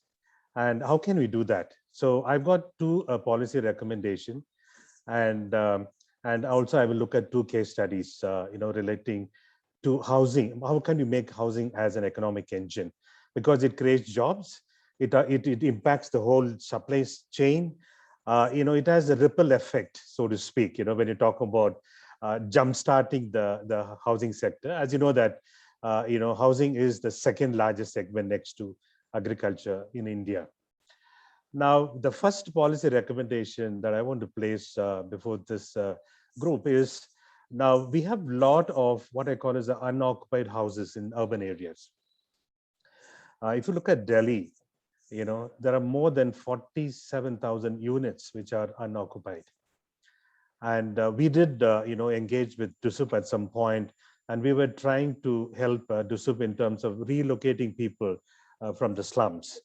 And so why am I talking about unoccupied houses? If we want the migrant workers to come back, so we need to work with DUSUP so that we have a policy framework through which were able to allocate these unoccupied houses to the migrant workers on a rental basis. So I think that's the first thing that I want to present, because that's in Delhi. Look at the Mumbai SRA, Slum Rehabilitation Authority. There are many apartments which are lying vacant. It's meant for people to be relocated. Now, because of pandemic, I think we need a paradigm shift. And if the policy makers and other stakeholders can come together and devise something which will enable people, the migrant workers, to come back, and if we can put this unoccupied houses or plots and apartments to good use, I think that would help us to jumpstart the housing sector in our country. That's number one. My second policy recommendation is, like Mr. Chakravarti was saying, now we want NHB to, refinance the LRC. We have the land rights certificates issued to urban slum dwellers. So many states have done it. And so how does that work? So we are looking at BMAY. There's a subsidy that comes from the government. And after tapping into subsidy, you still have a shortfall. And let me give you an example from Orissa. Dhanalakshmi, took 200,000 Indian rupees from a housing finance company in order to complete a house. And she was eligible to get 200,000 Indian rupees, 2 lakhs Indian rupees subsidy from the government, which was, dispersed in 4 installments. Now she has completed the house. And why I'm giving the example from Orissa is that, we are talking about how do we promote resilient designs. 40% of our country are prone for disaster, right? So when you're talking about, affordable housing, when you're talking about, housing at the bottom of the pyramid, we need to make sure that the design that we're going to promote has to be a resilient design. So look, so if you look at this example, so my second recommendation based on this example that I shared, now the HFC which has financed 2 lakhs to Dhanalakshmi has to get it refinanced from NHB. NHB normally does, any retail loans given by HFCs do get refinanced. And why we are talking about refinancing of the loans given to people based on the lien on LRC is that two things that will happen. One is the interest rate will drop down to the home partners, to the end beneficiary. Number two, the HFCs will be able to scale up the operation. So there's another layer to this. My second recommendation to NHB is also to create a guarantee mechanism. Now we are trying to say that shelter is a vaccine which will insulate the poor from COVID-19 or any disaster, natural disaster. So one is we have to work on reducing the housing shortfall. As you know that in the urban area, the shortfall is about 18.78 million units. This is under the EW segment. And then only 8 million houses shortfall is there under the LIG segment. So we know that 96% of the housing deficit is at the bottom of the pyramid. So if we have to use housing as an economic engine, we need to stimulate the construction of homes, be it beneficiary-led construction or what we call as a owner-driven construction, or a combination of owner-driven and contractor-driven construction. So here, I think we need agencies like NHB to kind of chip in so that they provide some kind of guarantee mechanism for the financial institutions to finance gap funding. And why HFC? Because if you look at the pilot project that we are doing in Orissa, for a 3-year loan, Dhanalakshmi was able to borrow at 14% from a housing finance company because she has used the LRC as a lien to borrow the 2 lakhs from a housing finance company. Right. Thank you, Rajan. I think many points come out very clearly from your delivery over there, and I'm definitely going to bring in Mr. Chakravarti to respond to your request. But it's a good time to bring in Mr. P. Satish to kind of expand on what you're saying in terms of the experience of microfinance organizations. putting forth loans to the low income segments, and if he can also add to your policy recommendations. So Mr. P. Satish, I'd like you to come in with really providing us with an overview of what the microfinance organizations are experiencing in terms of making loans more affordable for this segment. Yeah, thank you, and thank you for the invite for this webinar. As we all know, the microfinance institutions provide credit in small amounts to the people who are almost at the bottom of the economic stratum. So the amounts of loans which they naturally can give to a single individual or a household is limited, both in quantum as well as tenure. So at present, what normally happens is that small amounts of loans from the microfinance institutions are usually given with a group guarantee mechanism within the range of 30,000 to 50,000, mainly for improving the existing habitation, habitation which that family or household occupies. So with that amount, it can't really be a fresh housing loan where a new house is constructed by that household. So going beyond, but what we see from the field level is that from the borrowers of the microfinance institutions, there is a huge demand for a housing loan, at least as Rajan was mentioning, to take care of the gap funding. Those beneficiaries who can avail of a subsidy under the various government schemes. Government of India scheme is the PMAY, but there are also other state government schemes.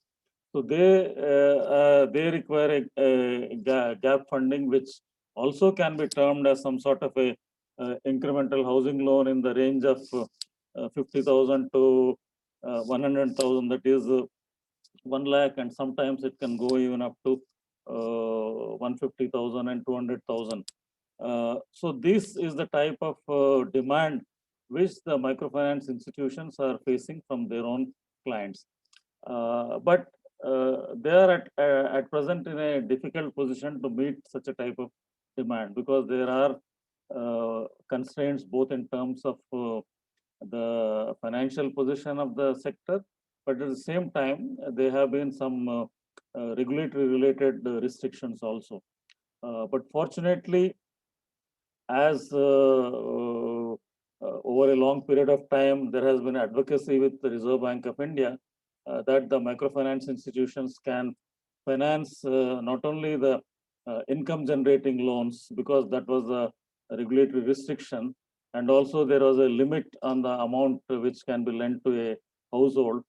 So for both these, now in the recent draft regulatory framework which Reserve Bank of India has brought out, it gives a leeway and flexibility for the microfinance institutions to take up housing loans as a part of their lending. And even previously, because of the asset liability mismatch, because of the way they borrow from their own lending institutions, giving a loan beyond 2 years was a difficult proposition for the MFIs. But now even RBI has relaxed that aspect. So now the regulatory aspect has been taken care of to a large extent, and we expect that Reserve Bank will formalize the consultation document, and we have given a lot of inputs for that.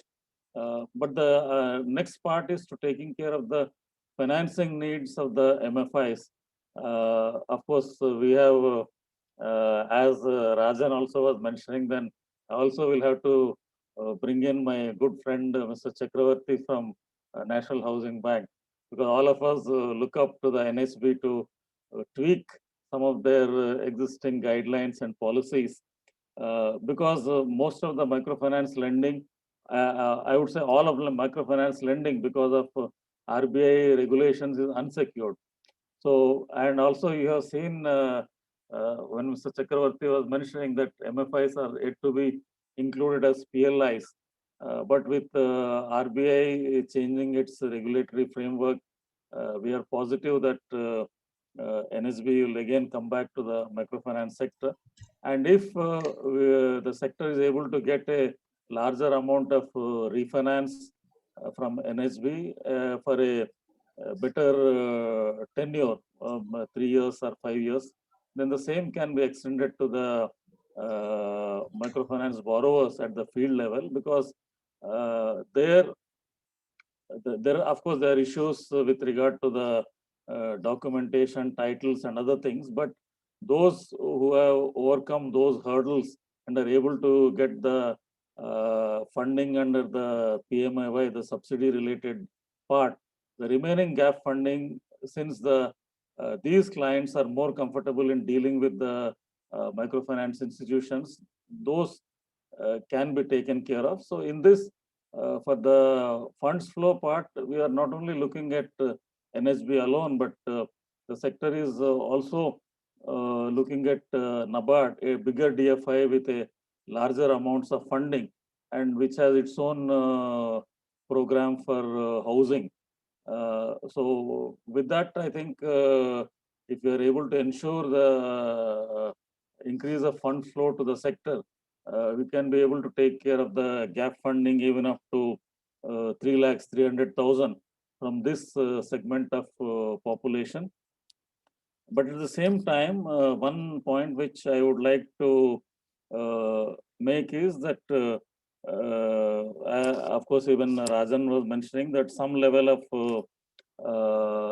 guarantee scheme would facilitate credit guarantee scheme, because the recent credit guarantee scheme of Government of India for the microfinance sector is a broad-based and its elements have been quite positive for the microfinance sector. So I think similar guarantee mechanisms can be worked out for the microfinance sector. But pending these some of these changes, what we are implementing in the field is that the MFIs to immediately act as business correspondents of small finance banks and HFCs to immediately take care of the funding without waiting for the tweaks which are going to happen in the financing programs and the regulatory framework. So these are the points. Then I will come in again when you want me to respond on other related issues. I will. I'll come in to talk to you more about the technical and legal requirements for getting more funding into the sector to support affordable housing, and through your examples and your experience. But allow me to bring in Mr. Jayapal now from HUTCO, and who's really has an overview with the rich experience of decades of his work experience to really bridge the gap between the informal and the formal sector, and how housing can play a role in doing so. Mr. Jayapal, you were talking about making the informal visible when I spoke to you last. Thank you, Laura. And first of all, thanks to the organizers for including me in this. I'm really delighted. We are all aware, the note of Anandita had very nicely brought out the role of informal sector in our economy. If the cities are termed as growth engines for the national economies, it is the informal sector which does the same role for cities. That's the reality today. In India, about 50%, we are all aware, we read all these numbers here and there, about 50% of the GDP coming from informal sector, and about 80 to 90% of the entire workforce being in informal sector. That's the way the country runs. All these numbers we were all hearing here and there, and we understood, yes, they are playing some important role, it seems to be. But the visuals after the pandemic, at least I feel, made us believe it. Yeah, it appears to be reality. The number, the streams, the entire highways getting filled with the people, with the children carrying and all, we realized, oh yes, it is all real. The cities are run by informal sector. That's the way it is. So I'm extremely happy that you have picked up a very, very relevant, particularly in the context of pandemic. How do we integrate them into, even though this is a very long discussed theme, possibly the time has come for, active role on this. What I feel is, since you said, how do we integrate the informal sector into the economy or converting into formal? That's the way I just broadly take it as. I think we need to look into at least 4 aspects. First of all, where do they live? Since the whole discussion appears to be on the housing in the beginning, I thought I'll start with it. Where do they live? And what do they do? Then how do they do it? And what kind of recognition they get, they are being given by the society, by the cities. I think if we can address all these 4, there would be a way out that would come. How do we integrate them into the formal economy? The basic element in all these 4 appears to be, how do we get this in informal out? That appears to be the objective, what we have to strive for. Firstly, where do they live? They are all in informal settlements. I don't think low-income people who are doing petty works, sometimes we designate them as petty activities, because they are not big enough to be recognized as a business. So we call them as petty activities. They are all obviously in informal sector. Almost 47% of the entire urban population comprises of migrants. Rajan sir said clearly, nicely. So to that extent, a large portion of that is engaged in informal sector. If that is the case, their requirements are different. It's not necessary all the time ownership housing. We have been so much obsessed with, in the last 2-3 decades throughout the globe, not necessarily India, on providing ownership housing. Slowly it is changing. Understanding the requirements vary. It could be even, shelters for short term, or seasonal migrants, or long-term migrants. So there is a range that we need to. It need not be all the time on ownership housing. It could be shelters, it could be dormitories, and also a kind of short stay homes, including releasing all these houses which are, locked up for fear of, the rental housing, related aspects, which is slowly improving nowadays. So this is the first aspect. Can we make them all to live in formal housing, not in informal settlements? This is one. Second comes, this will really ensure a kind of spatial inclusiveness. That's what I thought. The second comes on, what do they do? We don't recognize them as really business. That's the real problem. After the pandemic, many state governments, including, of course, central government also, they wanted to give a kind of cash grant, some support to them, all those affected. And suddenly we find who are these people? Where is the list? How do we define these beneficiaries? Who is going to identify and give us the name or number of the bank account where we transfer the amount? So the immediate necessity is we have to register them. Whatever we call it petty, there are already initiatives. Udyami portal is already taking it. We are all aware in the panel. Possibly we will have to make it 100% registration of all activities, irrespective of quantum of investment, whether it is big, small, is a street vendor, a barber, anybody. We will have to register them. I think it is a must in the context of the pandemic if they have to become resilient.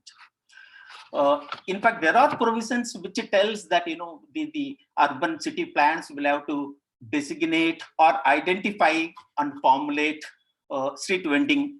Since there's a lot of discussion on the street vending areas, zones we have to identify, but many cities have really not done it. The third one comes on, how do they operate it? Unfortunately, as on date, if we find most of them operate definitely informally, absolutely no doubt. They all operate on the street corners. They sell their products in local festivals maybe, or weekly markets. That's the way it is happening. We will have to really get them linked to in terms of the formal backward and forward linkages.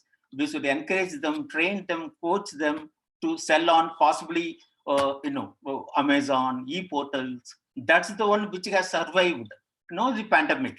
If at all there is only one business which had grown during this period, it was this e-commerce. So we will have to see a lot of scope for this also. Then comes This will help really in getting them a kind of, financial inclusiveness. That's what I thought. And we should encourage them to do, because whatever business they do, they will never get some 10,000 rupees loan because they are non-existent. They have no credit history. Now, can we encourage them to operate on digital mode? Every transaction today, of course, we will come back to, Sasi sir is there. Now, can we make them to operate even 10 rupees, 20 rupees, 30 rupees vegetable selling or purchasing as part of, digital? This will really make them a credit history, a transaction trail would be available, and they would become eligible for formal sector support in terms of financing. The fourth one being migrants, most of them being poor, and they're all transient. Obviously, they are devoid of entitlements. None of them get adequate services, and leave alone the other things are improving. Of course, we have one nation, one ration, which is helping them to get at least the ration now. There are programs which deal with the health. Of course, a lot of things should be done in terms of education, skill improvement, and other things. So this is another area which can make them inclusive in societal. That's what I thought. Thank you, Mr. Jayapal. Really bringing in lots of issues of livelihood, digitalization, technology. We need to see the informal sector as people who make the city and really bring in all those integrated aspects of development. Mr. Chakrabarti, you have many questions shooted to you already, so I hope you will please wait on the panel before I can bring Professor Bide and then come back to Mr. Chakrabarti to answer the questions put forth to you by Mrs. Satish and Mr. Rajan. So Professor Bide, we've heard so much about all these experts talking about bringing housing finance to the informal sector, to the low-income families, a lot of technical nitty-gritty there, and very important really to bring in the market to scale, to address the issue that is already created, the problem of housing deficit for the informal sector. I want you to bring in the aspect of what is it that we can do to strengthen the urban landscape, the urban infrastructure. How can we foolproof the urban economy so that we can now deal with what we have on hand and not go on trying to further this the need that we have? What are some of the solutions that you can bring on board on looking at the housing deficit and the inclusion of the informal sector into urban development? Yeah. So I actually think it's an issue of imagination, really. And I'm sorry to talk imagination to a group which is talking constantly finance, right? And how does one make that possible? But I'm actually going to say it's an issue of imagination, right? Several people like Mr. Satish or even Professor Chakrabarti talked about how they are making finance to informal sector housing possible, right? It was a matter of imagination, because just 10 years ago, this was unthinkable in the country, where all housing finance was limited only to formal sector, and perhaps I would dare to say even public sector employed individuals and families, right? So in that context, I really think when we think imagination, I completely agree with Georgie here, where one needs to shift from housing to habitat. We need to think, as I said, scales, different scales, hyper-local, local, city, and then the region. Okay, and these are completely absent scales in our current imagination. We only think national and we think state, right? So that's important. The third thing is in terms of looking at definitely housing, livelihood, vulnerability as a mix, right? And we need to think of policies which encourage this mix together and not one alone. And we are still, so if you look at even the department structures, ranging from the national level, where you have a Ministry of Housing and Urban Development, we integrate it in name now, but the approaches are not integrated. We think very sectorally. And minimally, I think these three approaches need to be integrated. And the fourth, in terms of imagination, is we think that the poor are helpless. They are not.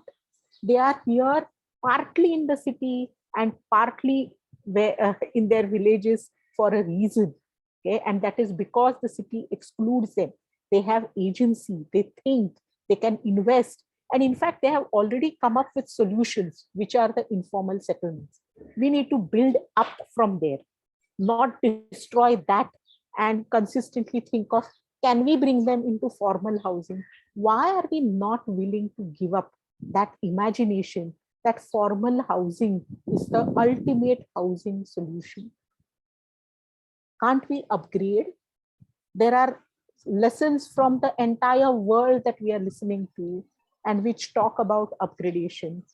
And here we are thinking, build up, build multi-story, build units where people don't stay. And then we are thinking of ways in which we can shift people to them.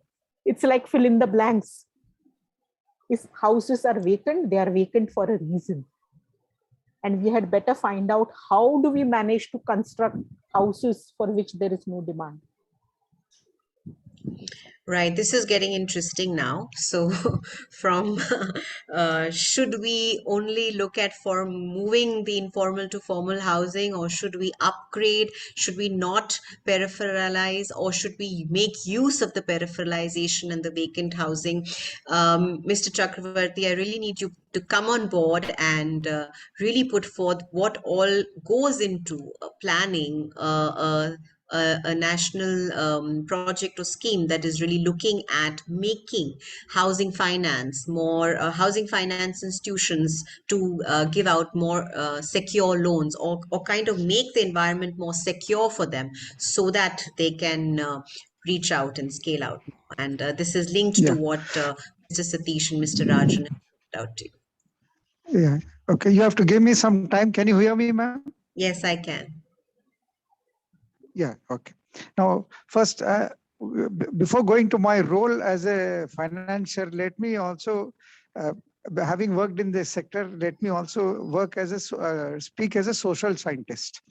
The reason why I'm using that word, when migration takes place, no one wants to buy a house in the new place, especially these informal borrowers, because they are not sure of the income, which is not likely to be steady.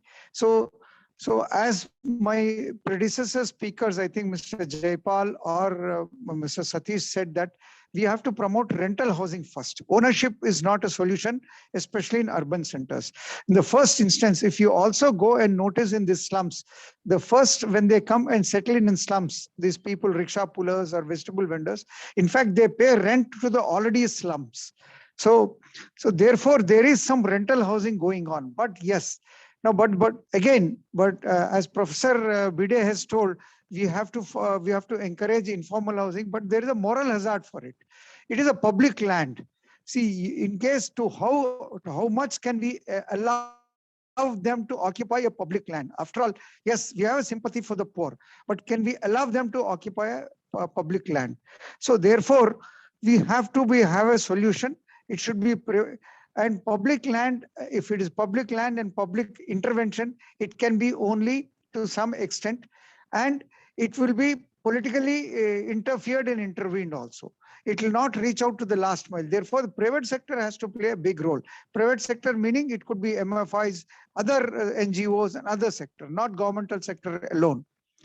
Now, coming back to my answer as a financier. Now, yes, addressing Mr.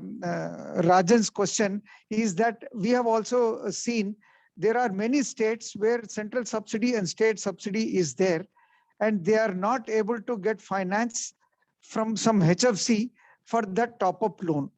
The problem there is the mortgageability of the house. Central government is giving 1.5 lakhs, state government is giving sometimes 50,000, sometimes lakh. The unit cost is 6 lakhs. 3 lakhs is already subsidized. Unfortunately, they are not able to get the other 3 lakhs loan from any HFC. The main reason is that mortgageability of that particular house. Tomorrow, the lender gives 2 lakhs or 3 lakhs, and there is a default by the borrower. Now, how do they enforce their money? After all, the lenders who give this money is also public money. So that has been a challenge. So we have been talking to some of the state governments. State governments are not willing to pass on the title immediately. They said when they complete the after a particular period of time, 5 or 6 years, then only we will pass. But till such time when there is no mortgage on that land, no lender will forthcome and give the loan. As far refinance is concerned, as long as there is a finance, we will give a refinance, NHB, including, in fact, we are encouraging them to go into this segment. We have said that there is a fund called Affordable Housing Fund, and we said any HFC which goes and lends to this segment where the income is up to 3 lakhs, we will give a refinance up to 100% of their eligible claim. So we are doing that. But yes, it has been our challenge from NHB side also. The numbers of the 60 lakhs houses and all, let us not get into the numbers. There could be mind-boggling. Each state has about 50,000, 60,000, 70,000 houses which are constructed, not occupied, mainly because of the money they have to pay the top up to 3 lakhs and they're not able to get money. Banks are not able to go into this segment because the transaction is so low, 2 or 3 lakhs. The transaction costs are high for banks. So HFCs and other institutions like MFIs could be the only solution where they can give the 2 or 3 lakhs. Again, but mortgageability is a challenge. Okay, 1 loan, 2 loans, probably HFC can take and do that. But in a big way, hundreds and thousands of loans, just on a group guarantee, I think no HFC will be able to take that sort of risk. Now, yes, there is a requirement for someone to guarantee it. Especially guaranteeing the informal borrowers could be done. But guaranteeing the informal titles is a big risk, and that is not yet addressed as of now. Again, coming back, it is a state government subject. Initially, when I opened my remarks, land being a state subject, each of the state government can find a solution how this can be addressed. But central government, yes, we can always, central government of India is doing a financial, TMAY, either CLSS or whatever intervention they're doing, it is only financial sector intervention.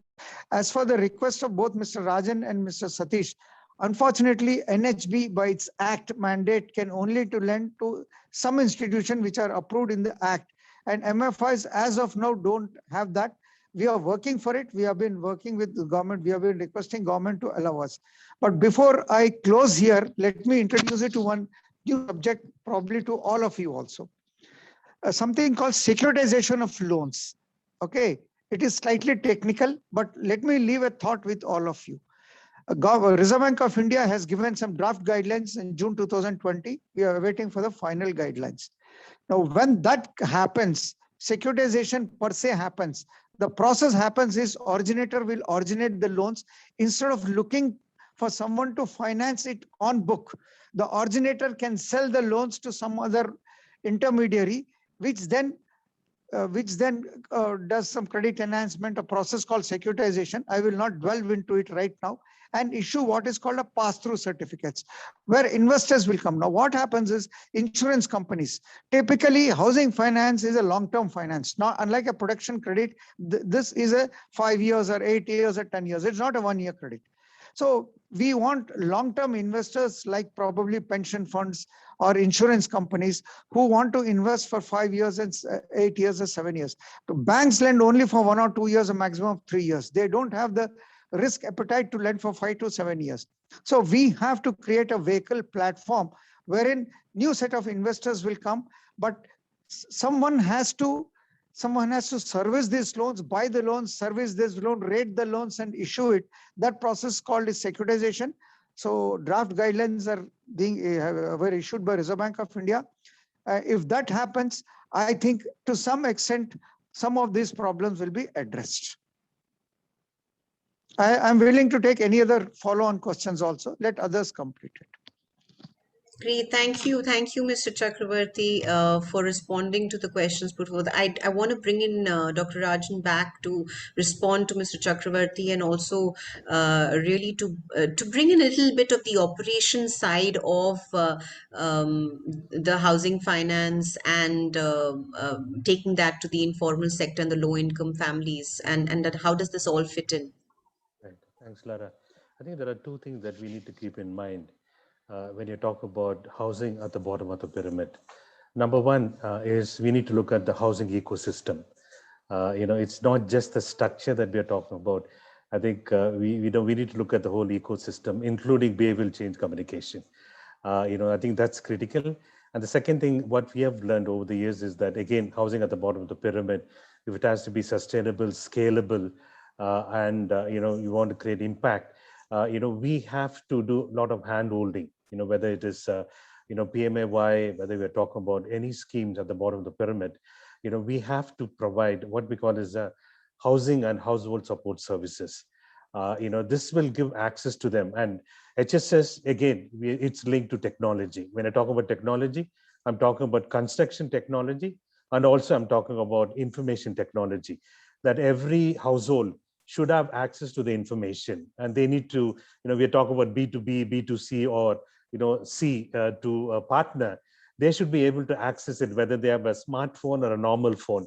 I think that's a way forward. If we really have to go down market, if we really have to think about scale, sustainability, and impact, we need to use technology, and then we need to provide structured housing and household support services.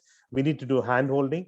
I think if we can connect all the dots, I think we'll be able to, address the housing deficit that exists at the bottom of the pyramid. And again, thanks to Mr. Chakravarti, and he has already addressed some of the concerns that we shared. And so we will get in touch with him and to see how we can, as a consortium, address some of the regulatory issues that is not helping people to access finance from different financial institutions. I'll stop here, Lara. Over to you. Thank you. Right. Thanks. I will bring in George as he had his hand up, but I just want to get final comments from Mr. P. Satish and Mr. Jayapal and Professor Pide again. You're speaking about the operationalizing of the housing loans, and of course the role played by really working with the community and handholding them. But I see the chat box, and there's a lot of concern about improving the allied sectors of housing, that is water sanitation, waste management, and how can finance and come in to solve some of these issues in the urban sector, Mr. P. Satish and Mr. Jayapal after that. Yeah, actually, of course, there was some comment in the chat box also on this. One of the areas which microfinance sector has taken up in the recent past, especially in the last 5 years, and also even the some of the mainstream banks and all, is with regard to the wash financing, but water and sanitation. And in that, of course, we have been doing a lot of work with support from water.org, an international agency which works in these areas. There, a large part of, and already about 50 to 60 MFIs are doing the wash financing. Basically, it includes, there again, whatever subsidy which the borrowers are able to get from the government, they're able to access, but sometimes they require immediate funding. Gap funding is required there also, and bridge funding is also required. So such type of funding MFIs have been able to take care of. It mainly includes adding a toilet or a bathroom to the existing housing facility, getting a water connection, piped drinking water connection where the housing facility is already there. So these do not require too much of a investment, but if some financial support is required, adding the credit funding along with the subsidy funding, and the families are able to take care of adding to the sanitation and water facilities into their living spaces. So that's something which has been going on. Of course, unfortunately, because of the pandemic, it has slightly slowed down in the last 6 months, but now it is again picking up. So that area certainly we will have, and I would like to add along with this, wherever possible, we also trying to tie up with the funding for if that habitation can source some renewable energy related aspect, either for lighting or for cooking, or even for the livelihood related activities. So in the end, I would say affordable housing has to bring together financing for the water and sanitation, renewable energy in a very comprehensive way. And that we have been able to do in some of the projects which we did in Odisha. It was an affordable housing project, but we added on the renewable energy project also to the same set of beneficiaries, so they could benefit from that. And regarding the technical aspect, I think Rajan was mentioning about the HSS, Housing Support Service hubs. So those have been very useful in our Odisha project also, similar to what has happened in the Habitat for Humanity project, is not only regarding the technical aspect with regard to advice, but the people who are in this segment are really, with a few visits to a set of government offices, they will get fed up. So if someone is able to take care of doing their paperwork, running around all the government offices in the block headquarters and all, they will be greatly relieved. That's the work which this HSS has been able to do along with the technical support. And that's the thing which is actually required. And I totally agree with Professor Bide when she said that we to sort out all this, we really require imagination. And when it comes to imagination, one of the HFCs did some work on a paralegal document, which can be a substitute for actual formal documentation, and they were able to enforce also the case studies which they shared with us from Maharashtra and Odisha. Even with a paralegal document, they were able to enforce when there were a couple of cases of defaults. So I think we'll have to look at all these aspects so that some of the regulatory roadblocks can be removed to increase the financing for the people who really require. And as all of my other panelists also said, that the amount in actual terms which is required is not really big. Yes. It may be ranging between 1 to 2 lakhs. 2 lakhs or 3 lakhs, not beyond that. And only the small level institutions which are at the people's level, they can do, and not the mainstream banks. The only Right, thank you. One point I wanted to make, only silver lining is that now a good number of small finance banks and private sector banks are having their microfinance verticals, and being banks, they are not short of funding. So I only hope that these set of institutions can step in and finance this gap funding along with the MFIs. Thank you. A lot of hope there and ways to progress. Mr. Jayapal, your recommendations really to be going forward on this agenda.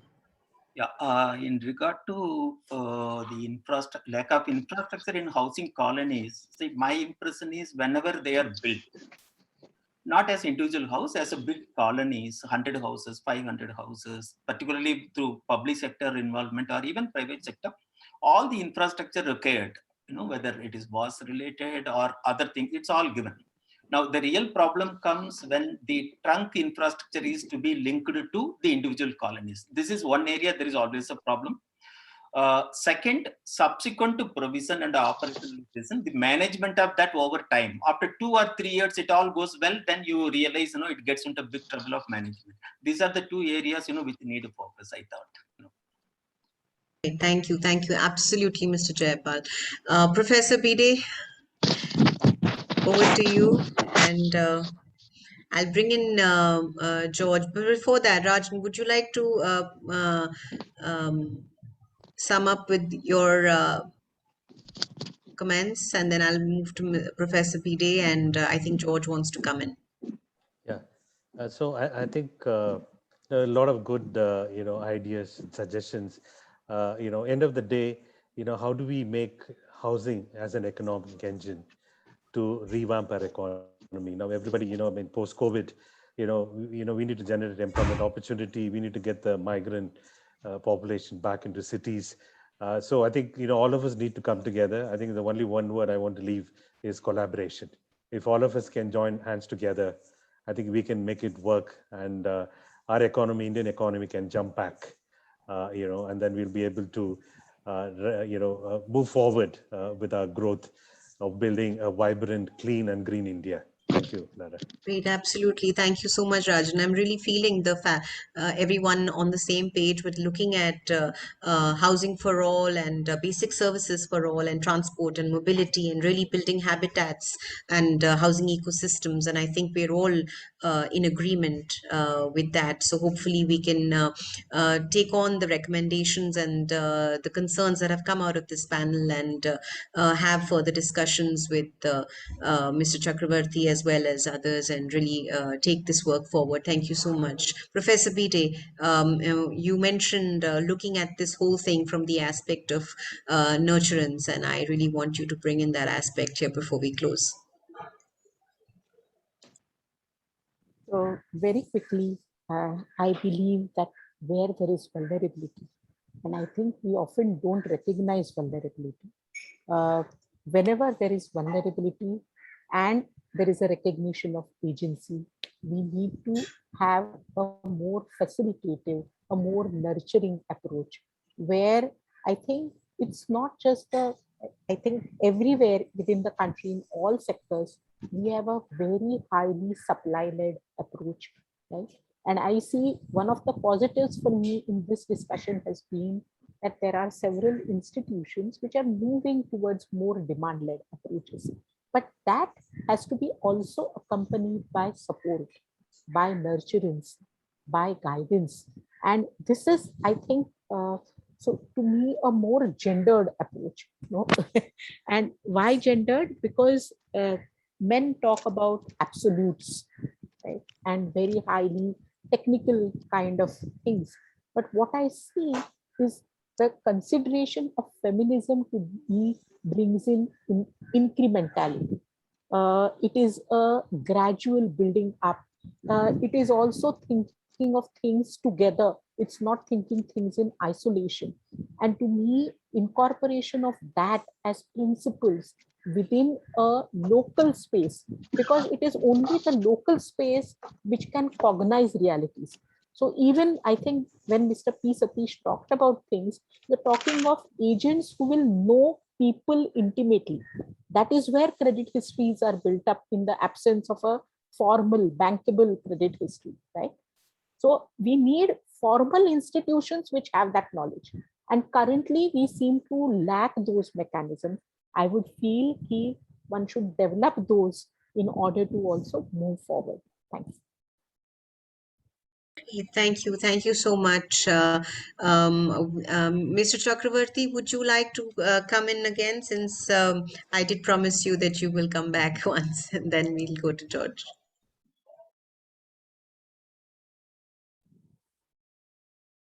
You're on mute. One second. Yeah, sorry. Can you hear me? Yes. Yes. Now, just to Professor Bide's suggestion of gender equality, let me just remind the listeners here, under the PMAY, the name of the female borrower is a precondition for to be eligible for PMAY. So government has recognized that gender equality and tried to address in its own way through the PMAY scheme. So this is one thing. Now, what I suggest is, while all of us are giving a wish list, okay, someone has to do this. So let us try to, as a forum here, let us try to concretely tell, yes, these are 1 or 2, 3 ideas we can crystallize and work as a pilot. Because again, I reiterate, a central government's intervention of finance is only one part of it. But the larger part is the state government, because infrastructure has to be provided, support service have to be provided. So what we can suggest is we can pick up one particular municipality or state. Let me also tell you, housing is a political necessity. It is not a charity. It is a political necessity. All parties want to give housing to all their constituents. So if we are working at it, probably we are working as a charity, but if political and governments are doing it, it is a political compulsion for them. They have to provide food, they have to provide shelter for their constituents. So they are doing it. So what are the bottlenecks we find? Yes, there are some bottlenecks in getting finance. The challenge is a title challenge or a finance challenge. So we have to find out that this could be changing from one segment to another segment. Let me also broadly give you, South is very, very prominent in its financing. West is prominent. East and North are slightly lacking. Within the country like India, geography also, the in South financing, borrowing and lending is very huge activity. West is there. North and East, it has been slightly subdued. So there could be regional reasons also, being a migration of labor and all. So another thing what we have to see is that instead of encouraging ownership at the first stage, is there any way we can encourage a rental housing program? Government has come out with affordable rental housing complexes. I don't know how far it will address, but probably in our own way, is there any other way? Is rental housing. Typically, when migration takes place, the entire family does not move. The earning member or the earning members, both wife and husband, they tend to move, try to earn a livelihood. They go back and they remit some amount there. When they think that housing is, the livelihood is going to be continuous throughout a year, then they will bring in the families. So initially, it will be rental housing. Either it is a slum or a formal entity. So is there any way we can promote rental housing? Is there any interventions we can request both state governments and central governments for that? So these are the 2 or 3 ideas I thought we should work on and partner with 1 or 2 states or municipalities. Once we demonstrate that it is doable, probably it can be scalable to a state and probably beyond the state also. Absolutely, Mr. Chakravarti, with you in that. And I think I echo the other panelists on this panel, because this is something that we want to pilot and work and look for solutions that we can show proof of concept with. Thank you, everyone. I've been seeing our speaker, Mr. George, have his hand up for a while. I do believe he may have a question for one of the panelists. So bringing George in, please unmute and speak. Yes, thank you. I just wanted to share and to expand the dialogue, a reflection on some idea. Public policies and land value capture, among some other tools, must allow our societies to develop more inclusive and integral housing projects and policies. I think we should consider building social affordable houses in the more strategic and accessible areas of our cities. Otherwise, the prevalence of localizing the public housing programs in the outskirts and peripheral areas of our cities, based upon the idea that the land is cheaper over there, it's providing us many, many problems, because we forget the necessary investments that later will gain full inclusion on the areas of the city. If we don't do that, we will contribute for expanding the footprint of our societies and lose the fight against climate change, inequality, and segregation. And the other thing is that the continuity of this practice without the strategic look at the local location of the social affordable housing, it will deepen the problems of our cities. And I think we must be creative, more innovative, and understand that the complexity and the integrality of the problems should be more not only talk about subsidizing, mortgage, financing, and so on, but how to create livable areas for our communities. Thank you very much.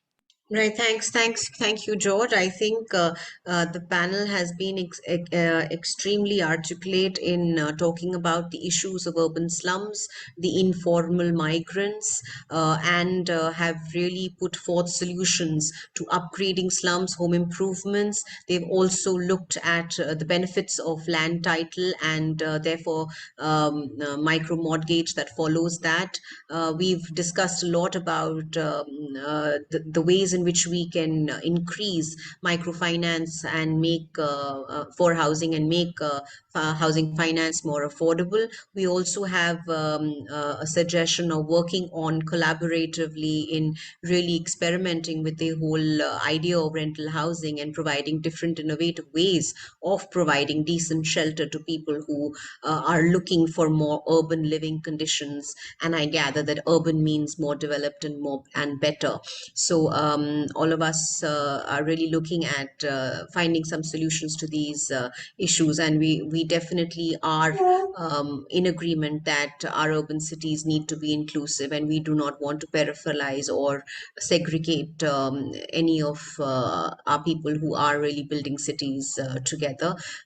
Thank you again, my panel, and it's been amazing talking to all of you all. Very, very interesting, and I hope we can meet again, work out a way forward to work collaboratively. Thank you so much. I'm going to invite my colleague. Namaste. Thank you. I'm going to invite Mr. Akshay from HUDCO, the Joint General Manager, who has an extensive experience in urban economics, to really sum up today's discussions. Over to you, Akshay. Hi, thank you, Lara. That was extremely, nicely done in your panel discussion, also Anandita, for the first session. So Lara said that it's not for today's summarize, because I have to summarize the whole proceedings of the 3 days. It's very difficult in 5-10 minutes, but please bear with me if I a little overshoot, because today's discussion was so exhilarating, like the other 2 days, so among these panelists, the speakers, the attendees through the box. So it gives the hope that there is a hope to make it materialize, so especially in today's discussion. So before I summarize the whole 3 days and way forward, so I'd just like to re-emphasize that this 3 days conference or symposium has reaffirmed that there is a need to have, to integrate the informal and urban poor into the urban fabrics, by adopting poor inclusive approaches to sustainable human settlements. And just to add what Dr. Joypal has already mentioned, that informal sector is, contributing 50 to 60%. And so in addition to that, what he said, I have a report of ILO, International Labour Organization, of 2016, which says that actually formal sector is more informal. So according to the report, it says that most of the new jobs being created in the formal sector are actually informal, because the workers do not have access to employment benefits or social security. Then being an economist myself, I'll just add one report which I think our panelists today missed while Rajan was talking about the housing as economic engine of economic growth. As per one study by National Council of Applied Economic Research, if you invest 100,000 rupees in the housing sector, it will create 4 jobs. And out of that 4 jobs, 97% or 3.95 jobs are for the informal sector, And that is why we need to integrate the informal sector into the city value chain. And we all talk today about the PMAY housing for all urban. And I'll just quote again one report by National Institute of Public Finance and Policy, which says that till now, whatever the houses have been grounded, around 86 lakhs or 8.6 million, around 25 million jobs have been created and more for the informal sector. And as per my estimate, which I am writing a paper for a journal, by the end of the program, 113 lakh houses, the total employment would be something around 150 million, that PMO's contribution. And the contribution to GDP will be something around 30 trillion rupees. So that is why there's need for integrating the poor into the city value chain so that it will be more kind of effective. And so these 3 days deliberations have, re-emphasized these facts. So now let me just recapitulate what we discussed in the first day, where Rebecca has already summarized. So the first day we had, David Satterwhite kind of set the tone, giving the different kinds of upgrading programs, from actually eviction to kind of comprehensive community-led upgrading program, which most of these presentations from Indonesia and others, they emphasized. And in the first one, we had this case of Sao Paulo strategic master planning and city statute, which emphasize the main point is the urban value capture, land value capture mechanism for financing, apart from setting up the special zones for social interest and also the participatory governance. The second, the Mukuru case, Mukuru special planning area in Nairobi, is also innovative an evolving approach to large-scale collaborative community planning, where 36 organizations have worked together for the citywide program. And we heard the case of the SRA model of our own Mumbai, where the innovative concept of incentive floor space index and transferable development rights have been used for cross-subsidizing and financing the new the programs. And in the second day, and of course, the first day followed by the panel discussion, which highlighted the issues and challenges of plan development, data policy, special planning, financing aspects, and so on. In the second day, and the day 2, we had the excellent cases of slum upgrading programs, starting from the participatory slum upgrading and delisting under the Odisha Livelihood Habitat Mission, which is popularly called as the Jaga Mission, which empowers the slum dwellers, around 70,000 now, by providing land rights and creating necessary basic civic infrastructure and bringing the tenable slums with the rest of the city. Similarly, the second case of Basera slum development program in Punjab, India, which also provides access to basic infrastructure and land rights. And the 2 international presentations of national slum upgrading projects of Indonesia and the informal settlement upgrading in Durban, which also highlighted the citywide cost-effective upgradation and prevention programs, with a focus on providing basic infrastructure, and also the institutional and policy development, integrated planning support, and the capacity building of the urban local bodies for making the program effective. And the day 2 panel discussion also focused on unraveling the mystery of slum upgrading with a range of issues, challenges, experiences, and policy breakthroughs in these upgrading programs, including need for open and built up space for within the community, land and tenure security, financing, planning, participatory approach, partnership to build economically healthy and resilient communities. And today we had, of course, Lara has nicely summarized what we did. But let me just again recapitulate why we. So today's session basically discussed about what are the ways to integrate the informal economy into the city value chain, to combat various economic adversities. So the first case of integrated slum upgrading program of Medellin, Colombia, highlighted the culture of partnerships in which the community took charge of the future and continued work of its own. And then there is so this is the example of innovative things, what the innovative things can do or can help to transform the cities. So they got the soft loans from KfW, Germany, and also there is a mix of national and local funds to do the slum upgrading projects and other things. Very nice. And then the community, CMP, Community Mortgage Program of Philippines.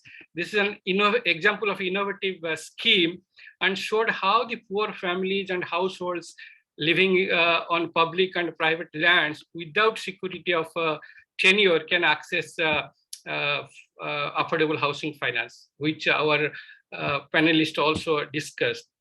So this is an example of state support for collective loans, small loans, or accumulating. So we discussed in the panel discussion that what should be the affordable terms of finance.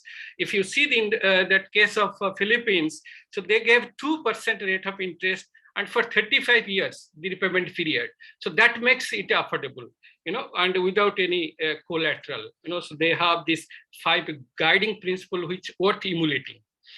And the third case of the social urban integration policy, then social urban integration trust fund of Argentina. Very nice example of how to do the things.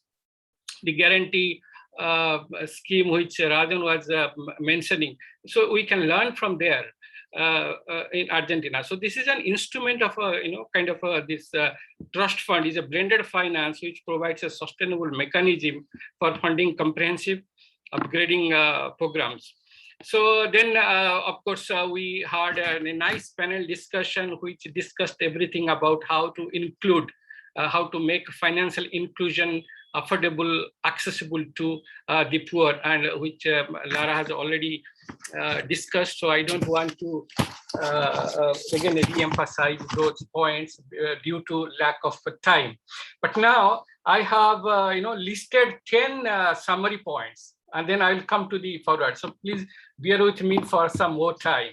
So first, because these are the issues which, if like yesterday Subhagata said, we should have some universally agreed principles. So if we need to do that, we need to we have to focus these summaries and then the way forward. The summary, everybody, all presentations discussed about the data policy, the collection, collation of information, the manner in which it is gathered at the local level is extremely important in how we plan to have cities involved and engaged. Reliable data helps in building effective partnerships. Data mining from various sources like from NGOs, communities is very important. So therefore, there's a need for promoting data for development or a data policy by enabling greater access to inclusive digital innovation, which all of the presentations, discussions highlighted. Then we should have a people-centric approach for urban planning with the democratic processes. And then we should have partnership approaches, which came out very strongly in all deliberations. The role of multiple stakeholders, such as government at all levels, private sector, NGOs, communities are very important in forging effective partnership in upgrading programs. And there is also an element of co-production with the communities, which would ensure, if we have co-production, will ensure the ownership, the sense of ownership by the communities in terms of planning that what we do and their interest in taking into consideration. Then obviously everybody talked about the land tenure rights, the issue of land security and tenure, what kind of tenure types are very important in the planning process of informal settlements upgrading programs. In some cases, governments are realizing the importance of land tenure and trying to see ways to recognize these rights, like the Jaga Mission and others have done. And the communities are being incorporated in the planning process. So it is also came out that there could be case for formulating a national or local level policy for the land tenure. So that can be considered. And then today also we discussed about what kind of housing typologies, whether it is rental or ownership or anything. So this there. And then there is also need for proper legal and regulatory mechanisms, like the one which the national law of I think it is in Argentina, so they have those broad guidelines. It's very good. So we should also have a similar kind of legal and regulatory framework in order to integrate the informal sector into the formal sector. And then there is and today and all others days also we discuss of the financing and the financial inclusion are very important for planning, implementing the slum programs. The cases discussed in these 3 days, the value capture financing mechanisms, the FSI, TDR mechanisms, social housing integration funds, community development funds, all these could be kind of thought of for wider replicability. And there is also need for developing effective financing and efficient resource mobilization strategies and instruments for catering the microcredit, which today also and yesterday also discussed in the informal sector, like the housing microfinance institutions, urban community development funds, as well as effective targeting the government subsidies, and also today we discussed about we should have a kind of a housing guarantee scheme. I think Mr. Chakravarti didn't mention that we have in fact a housing credit risk guarantee fund for the low income households, where I was part of drafting the scheme. So it is not that we don't have, but it is we need to operationalize that better. And then obviously everybody talked about the capacity development at the local level, local managers to increase the capital and managerial capital and skills for effective, efficient and inclusive implementation of the program. And also the role of social movement also important. And the last point which I want to summarize, that we need to, everybody gave the suggestion that it is necessary to develop the resilient communities in order to minimize the impact of those pandemic-like situations, natural or man-made disasters. So there is a requirement to have open and built up a space for communities so that we can have the resilient infrastructure to tackle this. So these are the 10 key points I summarized, but also I want to take 2-3 minutes to see what the way forward, So the way forward, like we want to know that what kind of delivery model we need for mainstreaming these informal kind of sector programs, keeping in view the affordability, scalability, replicability, and sustainability. So it has to be replicable. It has to be scaled up. Then I have some questions for the way forward, like which came out from all these discussions these 3 days. One is that citywide planning instruments. Under these, so what should be the process of preparing the plans? Who is responsible for slum upgrading? Support provided by national or provincial government to city for slum upgrading. Who is responsible for city planning and upgrading programs? What is the process of engaging various stakeholders in city development? So what are the institutional linkages between city plans and slum upgrading plans? And then database. So which data to use, whether census data, or settlement level data or community level data. So this will also ensure for better slum upgrading. Then what should be besides the community consultation? What should be the criteria used for planning upgrading solutions for each settlements? Whether it is in situ upgrading through delivery of services, or in situ upgrading focusing on service delivery, or housing, or household-driven incremental housing, so or in situ new housing, or relocation of new housing, all those questions. Then what should be the implementation mechanism, policy and legal environment, what should be the model kind of things, and then models for implementation, community-led programs, what is the coordination mechanism, what is the resource mobilization plan, so what should be the criteria for assigning funds from various sources like national, state governments, city governments, multilateral, bilateral, housing finance and households, any institutional credit tie-ups, and then criteria for deciding contribution from beneficiaries, how much the beneficiaries should pay, and in kind or in cash. Then linkage of some slum upgrading efforts with promotion of livelihood, so which came out today also, to build a capacity of slum households to contract and service home loans. And then the measures to prevent, what are the measures we have to prevent future growth of slums? Mechanisms for faster land assembly, what should be the earmarking of land for low-income housing, incentive to private sector, if any, so that they would be involved, changes in zoning or building regulations to promote low-income housing, then measures to promote affordable housing like own or lease or rental, which came out today. So if rental, what are the mechanisms? And whether it will work and all. With respect to the tenure security, in what form? De facto, de jure, full property rights to or occupancy rights, So then what should be the legal and environmental mechanism? What are the implementing challenges in having this security system? And with respect to the land reservation, acquisition and compensation mechanism, public or private landowners. So whether we should have mandatory inclusionary approach, changes in zoning and building regulations to formalize some slum settlement. Are there a set of simpler rules for upgrading settlements? Then incentivizing private sector through whether higher FSI, FAR, TDR, does it work? And then what kind of course, legal and regulatory environment required for ensuring this?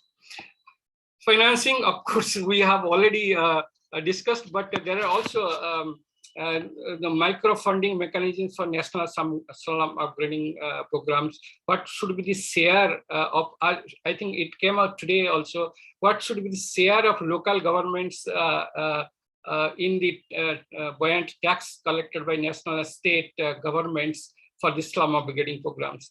Then all earmarking budgets for ULBs for these to ensure slums. And then what kind of fiscal incentives required? Subsidies for incremental housing or for new housing? If either of two, how much? Then uniform or standard according to the paying capacity of slum households.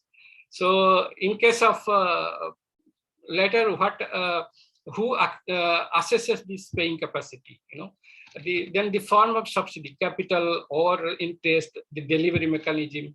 So and then the incentives or measures to catalyze higher level of participation in financial institutions in low-income housing segments. So all these kind of then the individual and community-based loans from housing finance institutions, from MFIs, and then the community engagement. What should be the process or structure to raise community awareness about the intention of the city to prepare the slum upgrading plans? Engaging with the communities, how to engage all these. And we should also develop a robust pool of NGOs and CBOs to work with slum communities. And then what are the mechanisms for that? And what are the mechanisms for reimbursing the cost of NGOs and CBOs, what are the criteria, benchmark, all kind of things. So how to federate communities to enable emergency of collective voices of slums, slum households to ensure community development. So so all these are the way ahead for us. We need to ask ourselves these questions. So if we can do a kind of a common approach to all this, then we will be able, very well able to do the universally agreed principles which we discussed these 3 days. So so to conclude, we all know that informal workers are equal partners in development. So we have to kind of integrate them, and how well and how quickly we do that. We means the country do that, and that will determine how quickly we achieve the sustainable development goals of leaving no one behind. So thanks Akshay. So thank you so much. Before I kind of conclude, it is my duty to propose a little vote of thanks to all of our panelists, speakers. So huge thanks to each and every one of you for making the 3 days international symposium possible. My sincere thanks to the organizing partners, all those partners which you have seen, and then distinguished speakers, the esteemed panelists, attendees for sparing your valuable time for this event and sharing your thoughts, experiences.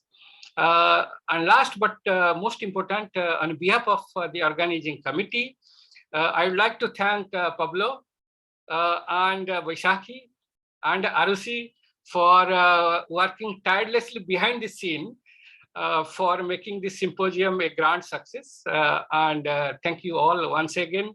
Stay safe and have a great weekend. Thank you. Namaste. Thanks, Akshay. Bye, everyone. Bye.